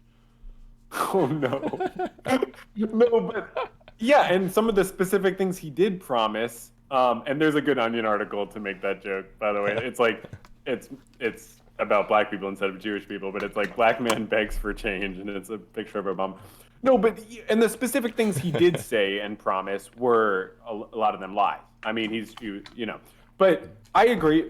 MAGA is a good slogan. It's a fantastic slogan. It's part of the reason he got elected. But it's that sort of again is what a conservative like. You don't see that with a left wing person. What was so Biden's is like build back better. So that's like you can tell it's like kind of like change, but also like feels kind of like back. Like the back part means like, oh, maybe Isn't we're that the same going. as MAGA? I mean, like, It's very similar. And that's why Biden's not a left-wing person. I assume you can agree. I mean, he's not left-wing. I don't even think He's he's a like, person. He's just like a political embodiment of bureaucracy. He's yeah, bureaucracy incarnate. yeah. So the comment following up about Trump's fascism, I think if you're willing to see fascism as something that comes in short bursts also, and not like it doesn't have to be full blown. You know, there are symptoms of fascism and stuff like that. I would say you'd have to look at like yeah, you'd have to look at what they're giving examples of attempting to not accept the election. I mean, he wasn't joking, dude. He was genuinely trying to not accept the election, and that's a big fascist thing to do. Also, you know, the I don't Muslim. agree with that, by the way. Not accepting election results. I don't think that inherently is fascistic. If you were advocating for some sort of violent overturning of the results, different. But Which simply challenging right. a democratic process is not in and of itself fascistic. Okay, if you have justification. I think it was completely evidence free, his arguments, but I don't But think that's what that you're saying, right? You would have to have like justification. You would have to say the election was actually rigged or something. I don't think Like that you have to have good evidence for it to be a fair challenge. Like I don't think that that immediately makes you a fascist to challenge election results. I don't. it's about what's the situation you're challenging? Is there evidence to challenge it? And then how hard do you actually work to challenge once it's realized there's no evidence? But we could go way earlier, like the Muslim ban or something. Is that like a type of fascistic thing to do? Uh, Banning okay, so it people. wasn't a Muslim ban, right? It was a ban on travel from countries that happen to be predominantly Muslim. But he did literally call it a Muslim ban, Did and he? that's why. No, I think he did on multiple I never occasions. saw that. If But he I think did, that's why it never held up in court, and they challenged it multiple times, and it didn't hold up in court. Is because they made the argument you're saying, but the other lawyers were like, "Here's where he called it a Muslim ban," and stuff like that. Or I'm probably completely oversimplifying so it. I never saw him call it that, nor did Okay. I ever think it was a Muslim ban. Like banning people to come in from Bangladesh or Indonesia, and those countries happening to be largely Muslim, I don't think makes it a ban on. I mean, it doesn't make it a ban on Muslims. If Muslims can come in from the United Kingdom, it's not a Muslim ban. Muslim. I don't know what the correct way to say it is. Right. But if it was a ban of like 10 Muslim countries, you know, w- how do you look at something like that and not say like that's either a fascistic thing or the beginning of a fascistic thing? It's like clearly on the road to these people I'm limiting from my society. How is that fascistic? I guess because you're using government power to you're connecting an ethnic identity with the government power and you're limiting people who are not part of that identity. And even if that identity is not white Christian, it's a broad range of stuff. You're trying to exclude one group of ethnic religious identity from that. Um, Exclusion, in my opinion, is very different than what is typically shown with fascism. yeah, Like, I don't mean to imply any exclusion would be fascism or anything like that. I just mean a strongman hmm. leader saying I'm preventing these people from coming into my country, and it's seeming like it's on the basis of their ethnic identity. Could you steel man the argument for what you termed the Muslim ban? I know. What even was the justification? I don't remember. What even was the? Yeah, that's the thing. There was no other excuse. It's What the not hell even was like going on at the time? I honestly he don't had remember. literally just gotten elected. It was like right at the beginning. People argue that some of the stuff with COVID is racist, banning people from certain countries. So, people argue When about Trump that. tried to ban people coming in from China, I explicitly remember it being talked about in the media as being a racist policy to enact. I disagree. I think that was a Trump talking point. You're probably right that some people did make that, but I think he repeated that literally hundreds of times. I watched all the press conferences. He repeated, "Oh, everybody called me racist for the Chinese man, whatever." And I disagree. I don't think that's racist. I think, you know, he didn't do things correctly, but yeah, you have to limit people during a fucking pandemic from coming into country. But my point is, you know, when people say it's racist banning countries from Africa currently who might not be as bad as England and stuff like that, I think that's a solid argument. But there's still more justification for banning people from certain countries now than there would be. I literally don't think there was. He just wanted to limit immigration. And I don't think limiting immigration is inherently fascistic, though there are probably arguments for that being the case. But when you're limiting it based on ethnic and religious identity, that to me is a slice of fascism. Maybe not full-blown fascism and stuff, but him being like giving these talks, not just being pro-police, but literally being like, hey, police, don't be so nice with criminals when you're arresting them. Hit their head on the car if you want. When like that kind of thing, man. Like that's not like, oh, it makes him a fascist, but it's like you don't want your leader saying that to the police, you know? And it's like so I could think of other examples. Yeah, don't put me in the position where it's like I feel like I have to defend Trump because I don't feel any sort of I know you're not defending Trump. I'm just trying I think the argument's more about like are you willing to see things Trump did as fascist or not? Yeah, or if I think they were, sure. I mean, I'm not like yeah, I'm amenable to it if you think that it's like evidence based. It's more about whether you see it as fascist. I don't think you're defending Trump necessarily. I don't. Yeah, see that's the thing. I want to be able to say no. I don't think this is quite fascist, and also I don't have to agree with this person on any of these policy decisions. Like, yeah, things I can hold still both be bad. of those viewpoints. They don't have to be fascist to be bad. And I have some aversion to jumping the gun on calling things fascism, or like people saying like Trump was literally Hitler, or like look, like this person's a Nazi. Sure.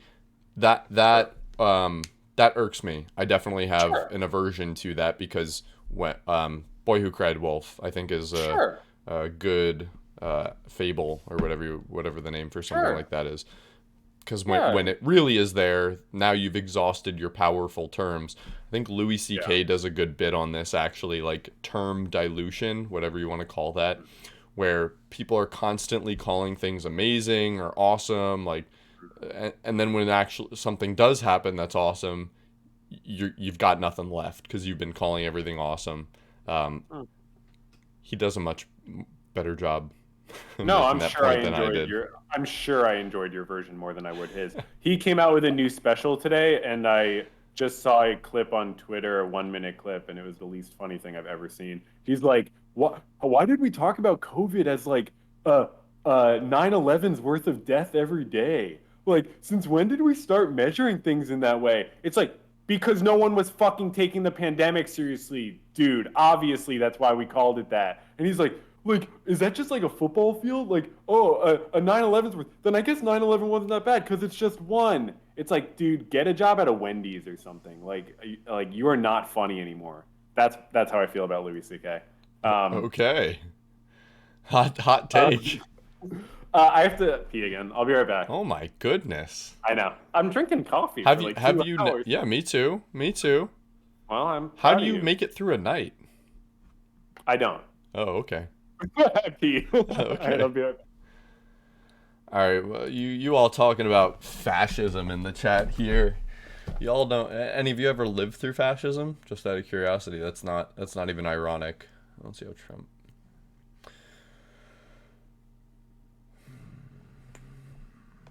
Muslin, not Muslin.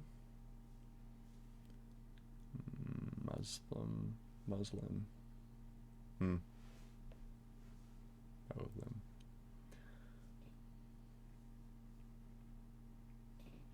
I don't think that if a large portion of the population supports a policy that has any bearing on whether or not it's fascistic. I think it's possible for someone to have a policy that's supported by no one and it be fascistic. I mean, you could look at maybe North Korea as a great example of a lot of these topics that we're talking about, and I think that's probably a good one. It's like, I don't think any North Koreans have to support a policy for it to be fascistic. And thanks for the comments, everybody. I know we haven't been able to respond to everybody, but we did not expect to get anyone watching. So thanks for watching. It's very nice. Kind of hope no one would actually. Yeah, it's a little disappointing, but thank you for the comments since you are watching. Let's talk about Ben Shapiro. I want to hear what you thought of the video. Sure. We don't have to abruptly change. Did you have anything else to say, or? I've just been waiting for you to talk. This has been an hour and a half long preamble to Ben Shapiro. Ben Shapiro, in my viewpoint. Nice. Let's go. Should we discuss priors? Tell people where we're coming from, or just. Yeah, you want to lay it down or whatever. Yeah. So you don't like Ben Shapiro. Correct. I generally like Ben Shapiro. He is. If you don't know who he is, that's too bad. You can Google. But I am a regular listener to Ben Shapiro's podcast. I am not in support of, I would say, I don't know, roughly half of the things that he says, and maybe even fewer than that of his listed viewpoints. However, as far as his take on, I guess, news events or things that I would find of interest in terms of reporting, I think he does a better job than other outlets that I've seen report media. So I am a regular listener. I don't agree with nearly everything that he says, and we diverge on many views, but I find his takes interesting generally and more fact-based than what I find elsewhere. I also think that he calls out his own biases a lot more clearly than other outlets do, even if he doesn't call out all of them. And I think that his appeals to emotion are more transparent.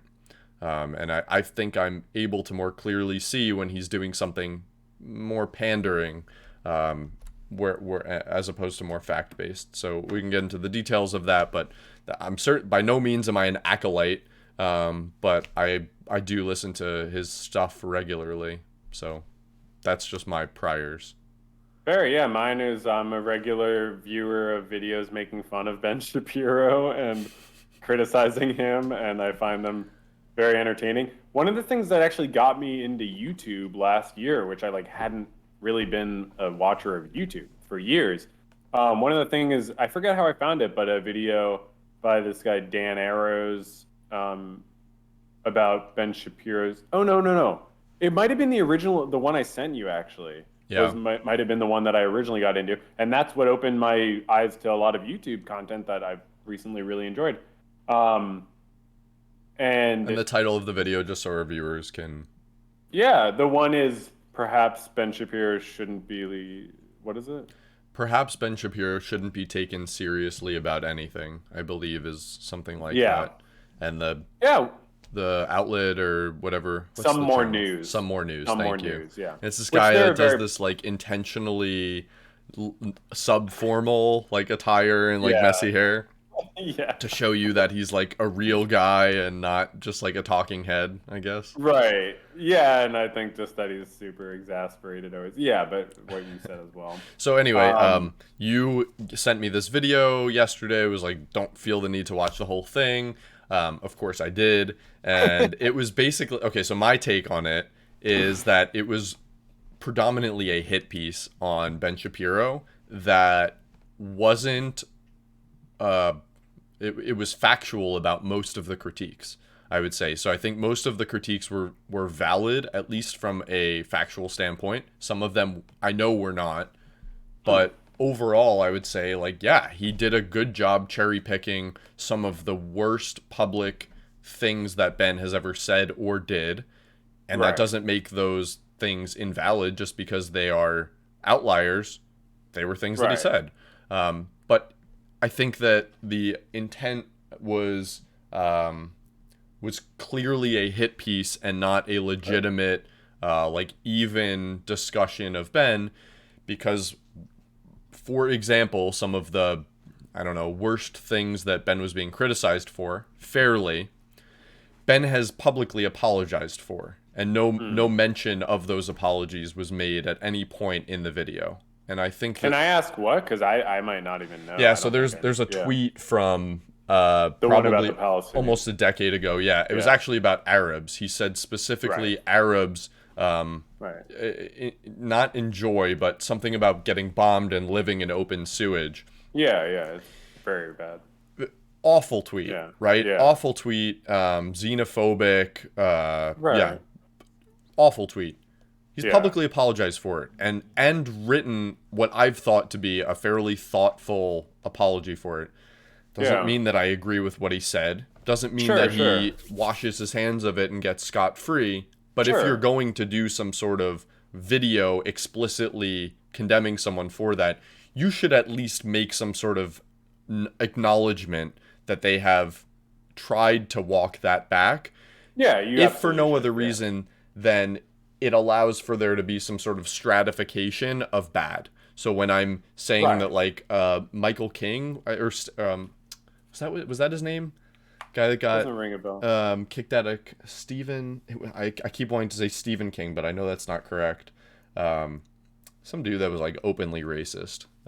Used to be in Okay. Congress. Oh, it is. It is Stephen King. Or no, it's Stephen. Why can't I think of his name? It's something King, the senator from like somewhere, Louisiana. Yeah, maybe someone will help us out. But like, there should be stratification, right? We shouldn't just be saying that anyone that says something xenophobic is in the same bucket. Similarly, like Louis C.K. shouldn't be in the same bucket as Bill Cosby.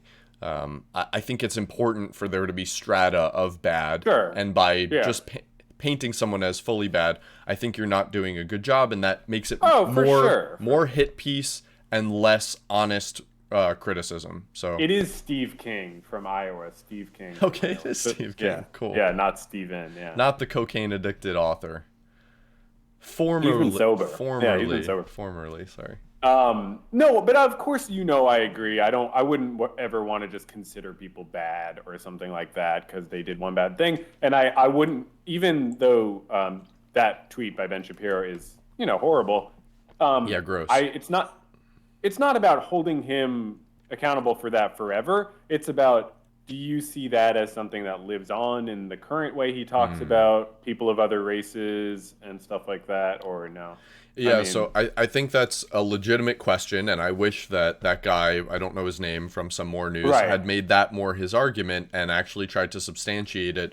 For example, like, oh, if Ben thought this 10 years ago and he said this today, yeah, it's fair for me to say that, like, look, there's probably an undertone of xenophobia here, and he's just Yeah. not saying that out loud. Like, he's and I can, evolved his, yeah. he's become more sophisticated with his Sure. arguments and better at hiding it, but this is still what he believes. I wish that that were the type of argument that were being made, because Yeah. maybe there is an argument to be made there, and I think it would be more widely received or more valid. But instead, right, it was like a character smear of, like, he's a shitty guy because of these reasons. That's why you shouldn't listen to anything that he says now. I agree, and a commenter. I mean, I mostly agree. And a commenter said somewhere news kind of the comedy loses the point sometimes, and the style of comedy is to appeal to just the initiated. I agree. It is a video for people who already dislike Ben Shapiro. It's probably not the best one to send you because it's like it's like not trying to be balanced, and he even like jokes about being fair and balanced. This is in a lot my of problem with yeah. trying to find more balanced sources of news. I mean, I said that I'm a regular listener of Ben Shapiro because I've searched for other sources of news, and I genuinely think that I can't find any that are relatively centrist. And I'm Yeah, not there saying aren't. that I think Ben Shapiro Right. is, but I've struggled to find that. I've asked for recommendations from some of my left-leaning friends. I mean, shit, maybe even you have some, but like, Yeah, I mean, people have given me Pod they- Save America or like Chapo Trap House, and I can't do I it. would no, I would check out like Democracy Now. I think they're good. I think they're obviously biased. I literally do think everyone's biased. I used to think like Reuters wasn't that biased. They are super biased. They're very right wing, and it's clear in a lot of their reporting. But like, that's just, I think, how it's going to be. Everything's always going to be biased. I do think you have to balance it. And I don't think Ben Shapiro's like bad debate performance in that one thing, the famous clip is On like BBC. yeah, I don't think that's like, oh, like he's clearly a piece of shit because he did that. It's just fun to laugh at when you already don't like him and stuff like that. But Exactly. I think I want to yeah, like hone in on that. yeah, You said it's for the initiated. I think that's really astute. It's like if you already as a don't like commentary. him, Yeah, you're like, yeah, yeah, you're right. He does yeah, suck. Look at him here. yeah. And It's to laugh at him and to like have a good time. It's like an entertainment thing. agreed. Um, you know, I guess I don't know that like I would think, oh, this person's really upfront about their biases and their appeals to emotions, so that's like good necessarily because I think people are different degrees of appealing to emotion. Like, I don't know. I guess I would think there are people who appeal to emotion less. Certainly not the somewhere news guy necessarily. But like if I don't know, do you maybe this is a fair question. Do you think the somewhere news guy and Ben Shapiro are a similar degree of bias, or do you think the somewhere news thing was way more biased than Ben Shapiro? Hmm. That's a tough question. Yeah, I don't really know. I'd be tempted to just say they're both very biased to a similar degree, but I Yeah, don't. I don't know that Yeah, I'm going to be able to come up with some sort yeah, of satisfying quantitative assessment. I'll definitely sure, concede that they're both biased. whatever. Yeah, yeah, Um, I don't know. I think it's just it's maybe different. This guy was like his yeah. thesis was Ben Shapiro. I mean, it didn't exactly hide the ball on it. Like Ben Shapiro sucks No, and you shouldn't listen to him. and Um, the title, yeah, but I thought that his arguments for why that was were weaker. okay, Whereas I see that a lot of the arguments that Ben Shapiro makes, where he will find, I guess you could call this straw manning, but he'll find, and what he chooses to share on his show are generally fringe examples of the opposing viewpoint. So like examples of wokeism, if you want to call it that, that are real, factual, and like shitty. They're awful, but they're also fringe, right? They're like he'll find the example, like the one example, because he's a fairly powerful news organization behind him, a lot of resources to find news stories, and he'll cherry pick. So he'll find examples of like one school district in the United States that's doing a crazy policy of wokeism, and then he'll extrapolate that to this is what the left wants, or like this is what the right, left is doing, and that's not an honest thing to do. It's like right, it's based on fact. right, It's like it's not saying that the news story is fake. It is true. I mean, I fact checked him on a lot of stuff, sure, but it's disingenuous to, or I don't know, maybe disingenuous is the wrong word. I feel capable of seeing that this is clearly him pushing a narrative that he I don't know if wants to be true is, but he's trying to prove a point, right? And like yeah. he'll cherry pick the most extreme cases to say this is what the left broadly is doing. Which is like confirmation bias. Like you already have the point you want to prove, and you're looking for stuff to do it. Which is yeah, yeah, So I guess I would say like that's an example of bias in Ben Shapiro. It's not the same kind of bias in my opinion. right. But yeah, I mean, it's still Sure. bias. Sure, and you know you use cherry pick in both situations, with which I think is totally fair in both situations. It's we're cherry picking to say the thing we want to say. Um, I would argue that what you say about Ben Shapiro being upfront about his biases does not extend to the criticism you're making here. He's not upfront about like I'm cherry picking things to prove a point. He's upfront about like I already have, I'm right wing, or he Agreed. might yeah, he might be I upfront in agree that with way, you. but it's not this way. So I guess I wonder, does it do more harm than good to do something like that with, say, critical race theory or gender or stuff like that? I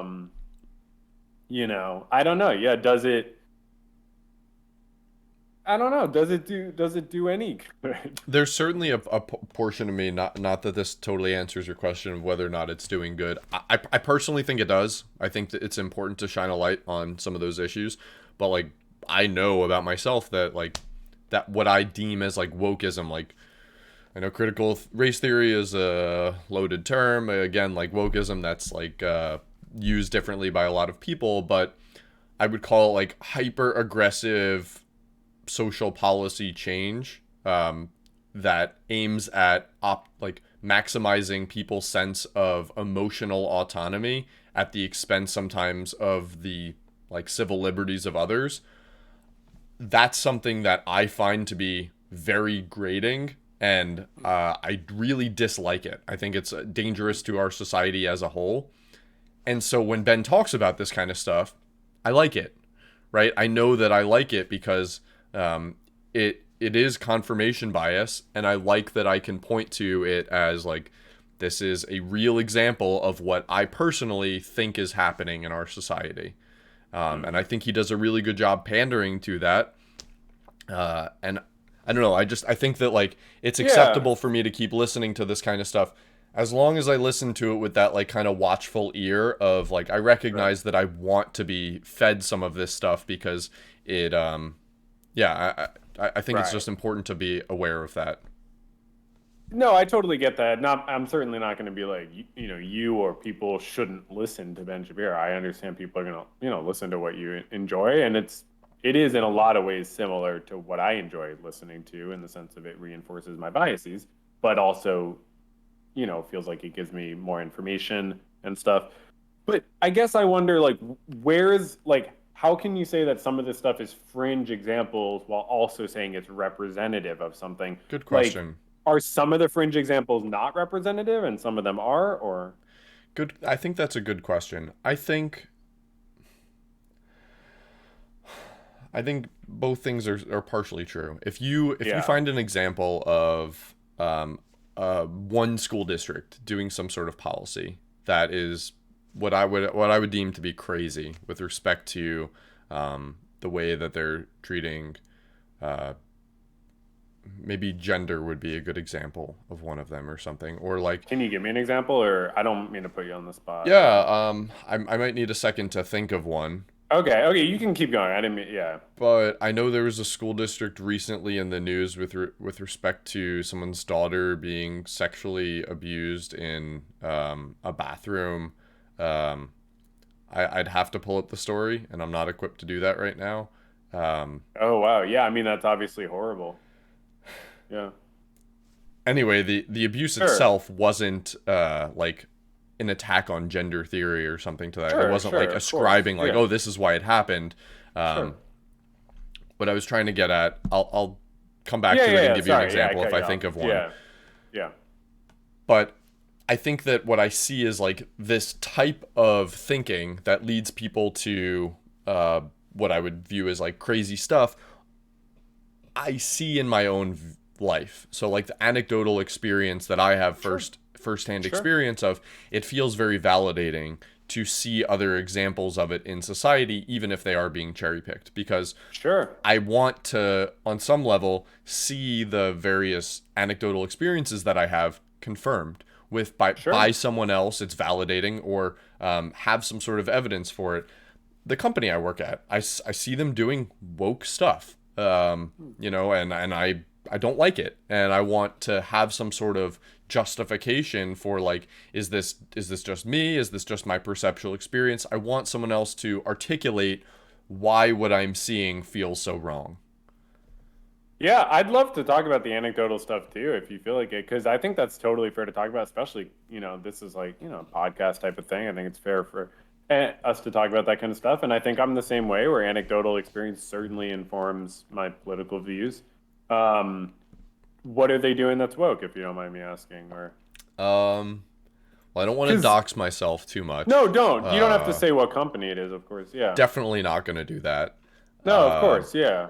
Yeah. Because, I wouldn't want to get canceled or anything. And you can keep it vague too. Like, you don't have to say, or you don't even have to say anything. I would say the biggest one is bastardization of the term diversity. I think that the term diversity has been grossly misappropriated to literally be a color palette. Like the color of the hats there. Well, we need to have one red, one orange, one yellow, one green. And that is absolutely not what diversity ought to be. But that is how I see it manifested at a large variety of corporations currently. Right. And it's stupid. It's, I don't know, racist is the wrong word, but it's, discriminatory of the worst sort. And I don't see this sort of push towards what I would like to see out of diversity is diversity of thought. And diversity of thought generally is best accomplished when you get people from different backgrounds. And one of those things can be ethno background, but doesn't have to be. And what instead I see is us selecting for skin color as a proxy for diversity of thought. And I think that's both gross and ineffective. Yeah, I mean, so how would you select for diversity of thought? I don't know, maybe talk to someone and get to know them. But what would you like? You would see how they, view a certain issue or something like that, or like, I don't know. I mean, I guess I like the idea of like diversity of, ethnic, gender, hiring, and stuff like that.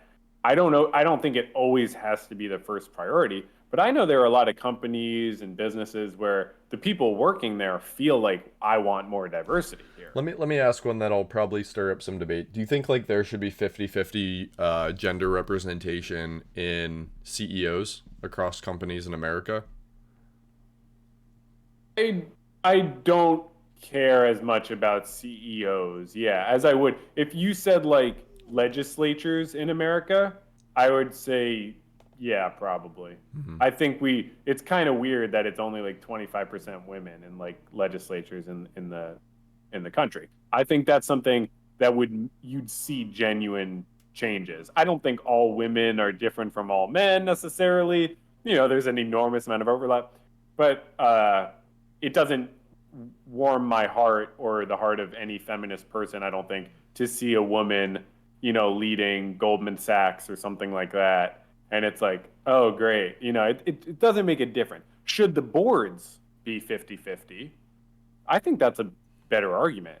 But there's still all a bunch of rich people that have the same incentives and the same goals, right? It's hilarious that people think that those people are kind of like them just because they have the same genitalia. Of course. It's just hilarious to me to see the oligarchical class like further make us think that we're on the same side. But I think you're strawmanning a little bit of like the left wing position because most people feel how I would feel. Like most left wing people that I would see online would be like, there's the joke of like, yeah, more female drone pilots is like the joke. It's like more female drone pilots. It's like coal miners. I'm not seeing any. Coal mining's a high-paying job, but I'm not seeing anyone say there should be equal representation of women. Nor am I seeing that there should be fewer female doctors, because more females are going to medical school than men or college. It's weird. It's cherry picked. I'm a social worker, and I think there should be more men in social work. I think it would be very good in many different ways. But the idea of like, why aren't people arguing for more women coal miners? I mean, come on, like that's not a job that a lot of people find desirable. So is that what it is? It's that there's not equal representation among desirable professions? I think it's, equality of opportunity is more important. Women can probably become coal miners if they want. It's probably like a super toxic work environment at this point. Literally. Just like like you're ingesting particulate that's carcinogenic. Of course, and just like, a lot of male-dominated fields are hard for women to break into. Like prison. Sure, but you mean break into like prison? No, I mean like break in, like they want to. No. I mean like there's more men in prison, a lot more men. That's what I meant. Yeah, I think I don't know. I think diversity of thought is a good thing. I don't know that should mean strictly like political, like mixture of left and right wing people. I think there's obviously so many different things that go into thought, but I think Ruth Bader Ginsburg, as much as I think she should be criticized, has a good thing where she describes like why she thinks more women should be on the court and stuff. It's just a normal argument you would suppose. It's just phrased well. It's just the idea that people with different backgrounds bring different wisdom to a situation. I think that's totally fair. So I think if you look at male-dominated fields, I think it would be good to get more women in those fields. CEOs, that doesn't make a huge difference to me because I feel like they're figureheads in a lot of ways, but I could be wrong. I don't know. I mean, but more poor CEOs would be good. That honestly, if Poor, you you were like, said? yeah, if you were like, you should Man, you should not be a, move to yeah, Japan. I know you're thinking about going expat, or I guess emigrating, but go to Japan. sure. Do they Perhaps. have less Much lower racial? pay, and there's this like sense of humility, I guess I would say. There was in an economic downturn, I want to say the Nintendo CEO drastically cut his pay as a reflection of like, we're in this together. Right. Which is like should be the bare minimum. Have you I seen mean. the movie The Other Guys? I think maybe we talked about I've this. still never seen that. I don't think that's the one about. No, what's that one about? It's Or the Step cop? Brothers sequel basically, but with Right, cops. right, It's not a sequel, but right. in the credits of the movie, you should really watch it, and it's only like an Sure. hour and a half. In the credits of the movie, they go into a fairly, I guess, persuasive graphical representation of like corporate America being unfair and like the post-recession bailouts being unfair and that kind of stuff, and people who like caused it not getting in trouble. Maybe you could Sure. just watch a YouTube clip of like the post credits, Sure. but one of the things that it talks about is like how CEO pay has drastically outpaced worker pay growth Right. over years. Do you agree with that, or what? Like that? That That's it a has problem. outpaced it. I mean, that's a No, fact. that it's a problem. Yeah. Whew, I don't know that that's a. First of all, I don't think I really care that much. I Okay. think it's more like people that talk about CEO pay being too much is really more of a like envy driven thing than it is like anything that's truly meaningful. However, I would say no, it isn't a big issue, but perhaps it's more than is needed to attract a high quality person to that position. Yeah. One sec. Let me turn off my heating for a sec. My heat go on.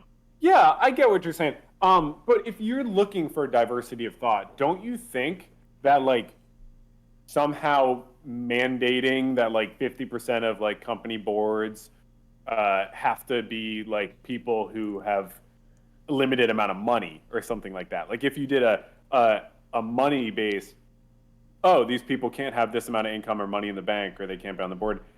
Wouldn't that create more diversity of thought? Like, if you do have a bunch of wealthy people, making big decisions at a company, and you do have the CEOs making, millions and tens of millions, doesn't that create like a uniformity of thought in a sense? Or Sure, but there is some sort of uniformity that you want. You want diversity within a certain domain, and that domain is like being successful from a profit right, standpoint and making money. So why would you want someone who, on average, I'm not saying that someone who's poor couldn't have that, right. but if on average, why would you want to select for people that have demonstrated less of an ability to do that when you're choosing someone to steer the ship of making money? It doesn't make I think sense. that's totally fair. And that's why I think that like in a society where companies need to not just make profits but continue growing their profits, it doesn't matter how many women or like ethnic minorities are on the board because they're all incentivized to continue making more and more profits,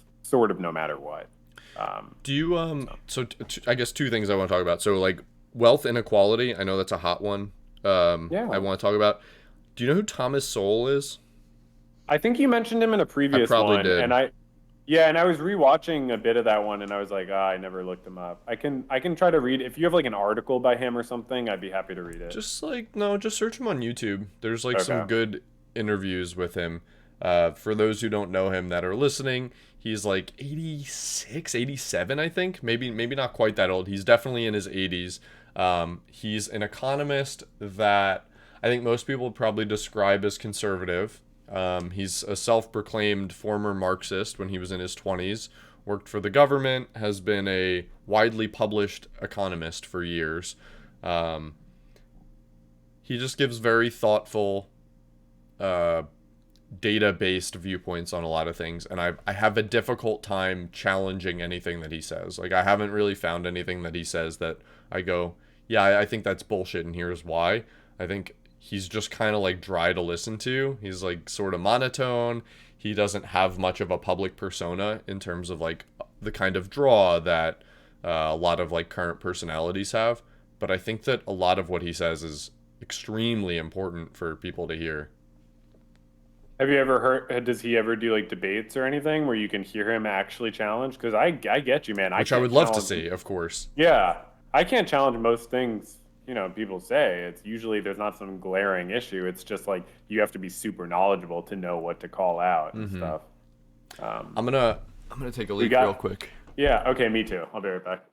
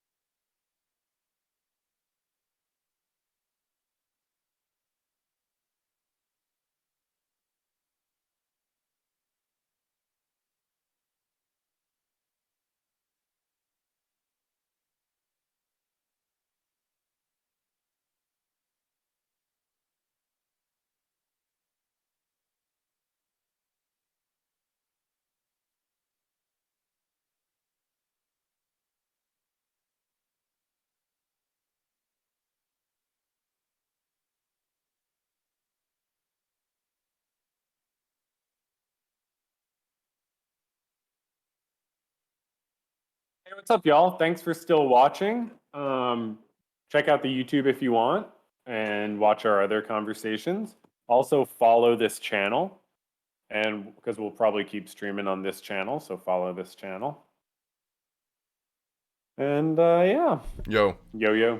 I just had an idea. What? While I was peeing, I was thinking about an unmet need, because you were like, yeah, it would be nice to see someone challenge, those viewpoints, or sometimes you feel that way about a public intellectual. Yeah. And I constantly see, like, I don't know, I really don't use Twitter ever, but just on the internet, I'll see, like, maybe on, like, a subreddit, people are like, oh, I wish this person would debate this guy or this. That seems like an unmet need. What if we made like a website, kind of like change.org, where there's like the top most requested debates? It's like if enough people see like Destiny versus Ben Shapiro or whatever, like, they can check the standings and be like, oh, clearly people want to see this. Yeah, right? Check this out. This is this thing called Town Circle, where they their thing is they do debates between people, but they also like donate the money to a good cause. And so people will suggest debates. Oh, I want this person to debate this person. And then a bunch of people will donate money, but then the money only gets collected if the debate happens. And I think it's donated or whatever. So I agree that it's an unmet need, and you might find it interesting because they do seem to be trying to do that. Charlie Kirk and Ben Burgess, they got other ones and stuff. But yeah, no, I agree. I mean, it's an interesting way to lay it out, but you'd have to gamify it more, I think. Like, give people some sense of agency. Maybe make it like IP related, although I guess you can screw with that. Like where everyone gets like one vote per day, or like something like that, and only I don't know, some way to gamify it where people would be more incentivized to ask for what they want, and then also of course incentivize those two people to talk. Maybe make it tournament related, like a prize pool where everyone can like put in money, and whichever debate has the most money, like the contestants share the prize pool, kind of like boxing matches.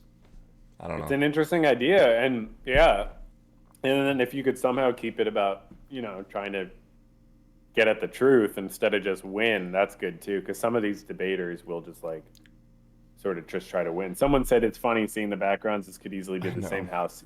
Yeah, we're in the same room actually. We're just facing different directions. True, and the audio control we have is amazing. On like not hearing echo. Yeah.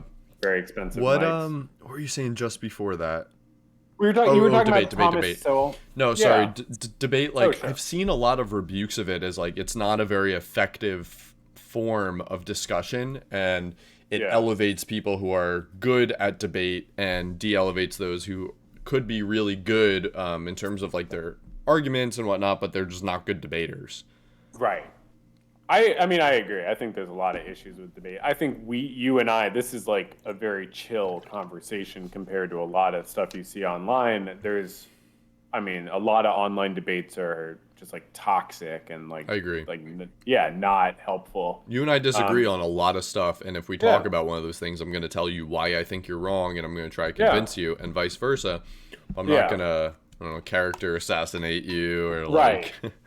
Right. You have to do it in a respectful way, like to be nice, but also so the viewers can like actually make up their mind and not just do an emotional response. Oh, that one looks But like he's winning. that's not incentivized. So like you're saying it has to be that way, but clearly not because those Right. that don't follow that mold get elevated. So I guess that's kind of what I'm getting at with my Sure. idea of like how can we make it so that you are incentivized to be reasonable. I think I know I know you don't like Jordan Peterson, but he has said a lot of, in my opinion, a lot of true things. One of which is you want to be the kind of person that gets invited to play a lot of games. Winning the game isn't the most important thing. You want other people to invite you back to play a lot of games. And Sure. I think that if we could try to figure out a way to systemically incentivize that such that people aren't optimizing just to win the debate. They want people to continue asking them back to debate again because they like how cordial and evidence-based they Yeah. are. Again, Oh, for I have sure. no idea how to execute this, so if anyone listening is smarter than I am, please. No. There's another YouTube channel called Modern Day Debate that hosts a lot of debates. I sort of stopped watching them because like I feel like every other one is like atheist versus religion or flat earth, and it's like I don't fucking care about flat earth debate. Like thanks. Like not interesting. But they do host some good debates that maybe is worth looking into. But no, I agree. I mean, yeah, I think it's important to have like a cordial conversation and to maybe be harsh sometimes, but about the ideas, not the person, stuff like that. So, but Do you think yeah, that there's opportunities for direct democracy to be better implemented in our country now that we have the availability of technology to help enable that? probably. Because Yeah, I I'd be a think that. fan. Sorry, go ahead, finish what you were No, saying. I'd be a fan of that, and in whatever way. I think democracy is sort of the best we can do, and yeah. But direct democracy specifically, because right now we have representative democracy. You know, Right. your votes in the presidential election technically don't actually matter. It's the Mhm. elect. I mean, they don't matter. The electoral Right. college can decide whatever they want, and Yeah. Well, I generally don't they know. vote with their base. But Yeah, yeah. I don't know because like would that be like, every single policy, like you're getting, something in your email, you have to vote on every single policy. It's obviously not going to work. I mean, I think there are ways to take the representative system and make it more direct or more accountable, limiting lifetime terms, like limiting terms in more ways, taking more money out of politics, making it you can make it so the representatives are more responsive to the people. I would also want to look at how to make workplaces more democratic because those are where we spend half our lives and they're not democratic in most situations. But yeah, were you thinking of like specific things or technology based stuff? IT security is not. That's an interesting point. it is because obviously fraud would be a serious problem with verifying people are who they say they are. Yeah, we already have all the issues with uh, voting from a distance, Yeah. mail-in voting. Yeah, that Pretty presents its own challenges, and frankly, I'm not an expert on any of that. Yeah, I was just joking. I don't think there's that many issues with it. But the original criticism, I think, like founding father style, like early or late 18th century, was that it would just be too hard. Like, so, like, tactically, it would be too hard to implement a system of direct democracy because you're not going to have everyone, like, you know, take a horse and buggy in or a horse and carriage in from all Right, over the country every time you want to vote on something. It's not practical, but right. people check their phones. People are on their phones hours every day. So put a little push Right. notification like, hey, you support weed being taken off like Schedule 1? You do? Great, done. Like that kind of stuff. With certain Right. types of change, that could be monumental. Of course, like that person said, IT security is a gigantic hurdle No, for it's an that. interesting point. Obviously, you get into the issues of you can't sum this shit up in a headline. You know, I mean, they intentionally make the bills opaque, but even if you tried to make it simple, it's like people would need like a master's degree to understand. I remember going to the polls like a few years ago to vote on those um, provisions locally that are like this, you know, where you're just voting yes or no and stuff. And it was very hard for me to understand what I was voting for. And Yeah, I they have a phrase it like master's. that sometimes Yes, on like it was purpose. very, very hard. I was like, I'm either voting for what I want or against what I want. But so I don't know. I guess I think there are some things that could work with. I think representative democracy is not like inherently terrible. I think there are a lot of ways it could be made more direct. Um, Giving people the day off to vote, or giving people, making sure you try to have as many people be able to vote as possible. Um, but yeah, definitely workplaces too. I don't know how you do that though. Um, but there was something. It's not directly related, but I know I wanted to send you a link because I thought you'd find this interesting because I know you're not a fan of Congress people investing in the stock market, You don't right? have to send it to me. I already know what you're referring to. The You Pelosi shit. saw you saw what she said. What do you think of that? Absolutely fucking absurd. What do you think of that? Like, because obviously she's saying it's a free market thing, and I know you're a fan of the free market, but not a fan of what she's doing. I was playing video games with people last night, and I just met them for the first time. We got on Yeah. politics briefly, and I made a mention of how they were like, "Yeah, I hate my politicians." I'm like, "Yeah, me too," but I really like Nancy Pelosi, and like it took them a second. They were like, "Wait, you're totally kidding, right?" I was like, Yeah, "Yeah, like I don't no like one Nancy Pelosi." ever, literally no one ever says they like Nancy Pelosi. Yeah, so no, that's not that. Okay, so So that's honestly, not a free. Yeah. honestly, Ben Shapiro makes a pretty good, I think, argument on this one. So there's like What do you two say? ways to view this. You could say like insider trading is actually economically efficient and isn't a bad thing. There is a legitimate economic argument to be made there that it's more efficient and yeah, it's a more efficient like execution on information, and so company stock prices would be better reflective of their current state if you were allowed to trade on insider information. Of I get course, that. there's an inequity of who would get to actually profit from that information. You know, that wouldn't be a fair way to do it, but it would be more efficient. Fine.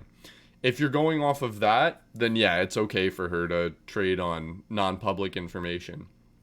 However, a free market does not apply. Like that concept is incongruent with a policymaker getting to front run trades. That's not free market. That's the opposite of free market. That's Right.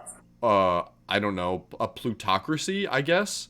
That's not a Sure. free Yeah. market. Just because she Right. says it's free market and is trying to appeal to that ideal does not make it such. It's Sure. gross. It shouldn't be allowed by anyone. The fact that Congress can make a law preventing that themselves from being investigated for insider trading is preposterous, and I think that there's enough data to say that they and their staffers have profited immensely from their positions of influence, and that is always going to select for people who want to use their status to elevate their own financial or like influence state, and that's not a good thing. I'm open I to think hearing another side of the argument, but that's how I feel about it. I think that point that you just ended with speaks to the first point about maybe it's economically beneficial in some ways that we're getting this more accurate view of a company's worth. Um, but the problem is what you just said, that now then it's not just that it's unfair. It's that then you're selecting for politicians based on people who want to have that influence, or that's an added incentive to being a politician. And I would argue the ability to more accurately judge a company's worth, it's only benefited a small amount, or only in moments of crisis or something, or yeah, I don't know. It seems like probably a small benefit, because there would have to be so many people insider trading for that to reflect in the actual price. You know, it feels like a circular argument in some way. Like you would have like people like they're better able to more accurately reflect the stock price and influence it, but there wouldn't be any problem with insider trading if that was always going on, because they wouldn't be making or losing any money. I don't know what I'm trying to say. No, like I'll give you an example, like the Enron scandal. If are you familiar with it? Yeah, a So little. like Yeah. if someone on the inside, presumably it wasn't like when that company collapsed that people realized that it was fraudulent. At least someone inside the company had some sort of idea ahead of that. Yeah. That it was headed for the tubes. So presumably that could have been stopped a little bit earlier if all of a sudden you see a tremendous short interest being taken out in that company. You start going, huh, I wonder where this is coming from. Right. And it might have prompted an investigation sooner, which could have actually prevented people from not all of the harm, but some of it. It's interesting because isn't you can already see what the directors and stuff when they're buying and selling stock. If they report it, which legally they have to. Right. But you also are So, restricted from shorting your own company. oh, are you? Well, yeah, but Yeah. selling stock would be enough where it's like people see you selling stock. So the problem with insider Not trading, necessarily, because you could sell okay, stock for a lot of reasons. Musk is I selling off a know. lot of Tesla stock, and it's Oh, not oh, I because. know, I know, I know. Okay. It would have to be a certain context, a certain amount and stuff. Um, but anyways, the sort of second point I feel like is definitely the stronger one, where it's like, how is that a free market when you're literally talking about the connection between the government and the market? It's the It's opposite of a explicit. free market, It's if anything. explicitly what's being talked about. Um, do you think people do that, like use the phrase free market commonly just to justify what they want to do, even if it's not a free market thing, or not I would say exactly? sometimes I see it, but Yeah. not usually. Do you? Yeah. No, I don't know. It makes me want to think of other examples or look for other examples, because I bet there are other government officials on both sides saying this is what I'm doing for the free market, but it's actually just to benefit one part of the market. Whether Hmm. it's giving, whether it's taking away subsidies or something like that, I or would give an example of somewhere where I think the free market has been retarded by the flow of excessive funds from the government, and like it would be a good example. It would be good for the free market to actually take hold. I think it would solve a big portion of the problem. So I think that's with what respect to public loans for higher education. I think that's fucked up that entire business model. That industry has been, I think, crushed by public loans. I think that right, the quality of education has plummeted, or at least stayed stagnant.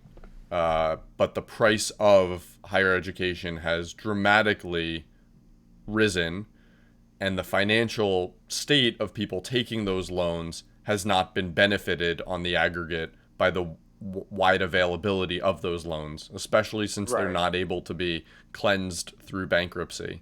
There's right, so many different mixed incentives that would be I think everyone would be better served. Almost everyone would be better served by true free market, where only private loans would be funding people who can't pay for college up front. The only people that would suffer would be like administrators and boards oh. of colleges. So is it this sounds like something you spent more time thinking about than I have. Like, is it fair to say, are you going into this with the assumption that like going to college, it's not like you're trying to get less people to go to college? I am.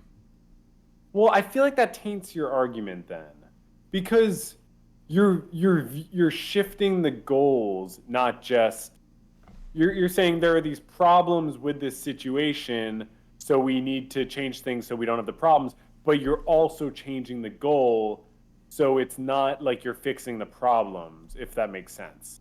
I Because think it if is a you, problem that too many people go to college for degrees that aren't useful. I don't really care about the end number of people. If 100% of people go to college, I think that's fine if they're getting a good deal out of it. That doesn't bother me. So, no, I don't think less people, like, I don't want fewer people to go to college. I think that the equilibrium, the natural equilibrium, is much lower than it is right now, which is sitting around like 25%, I think. very hard to say a natural equilibrium for For something like sure. this. Yeah, when it changes so much over time. And I guess my bias is everyone should go to college if they want to. You know, why not? Even if it's a degree that's not useful.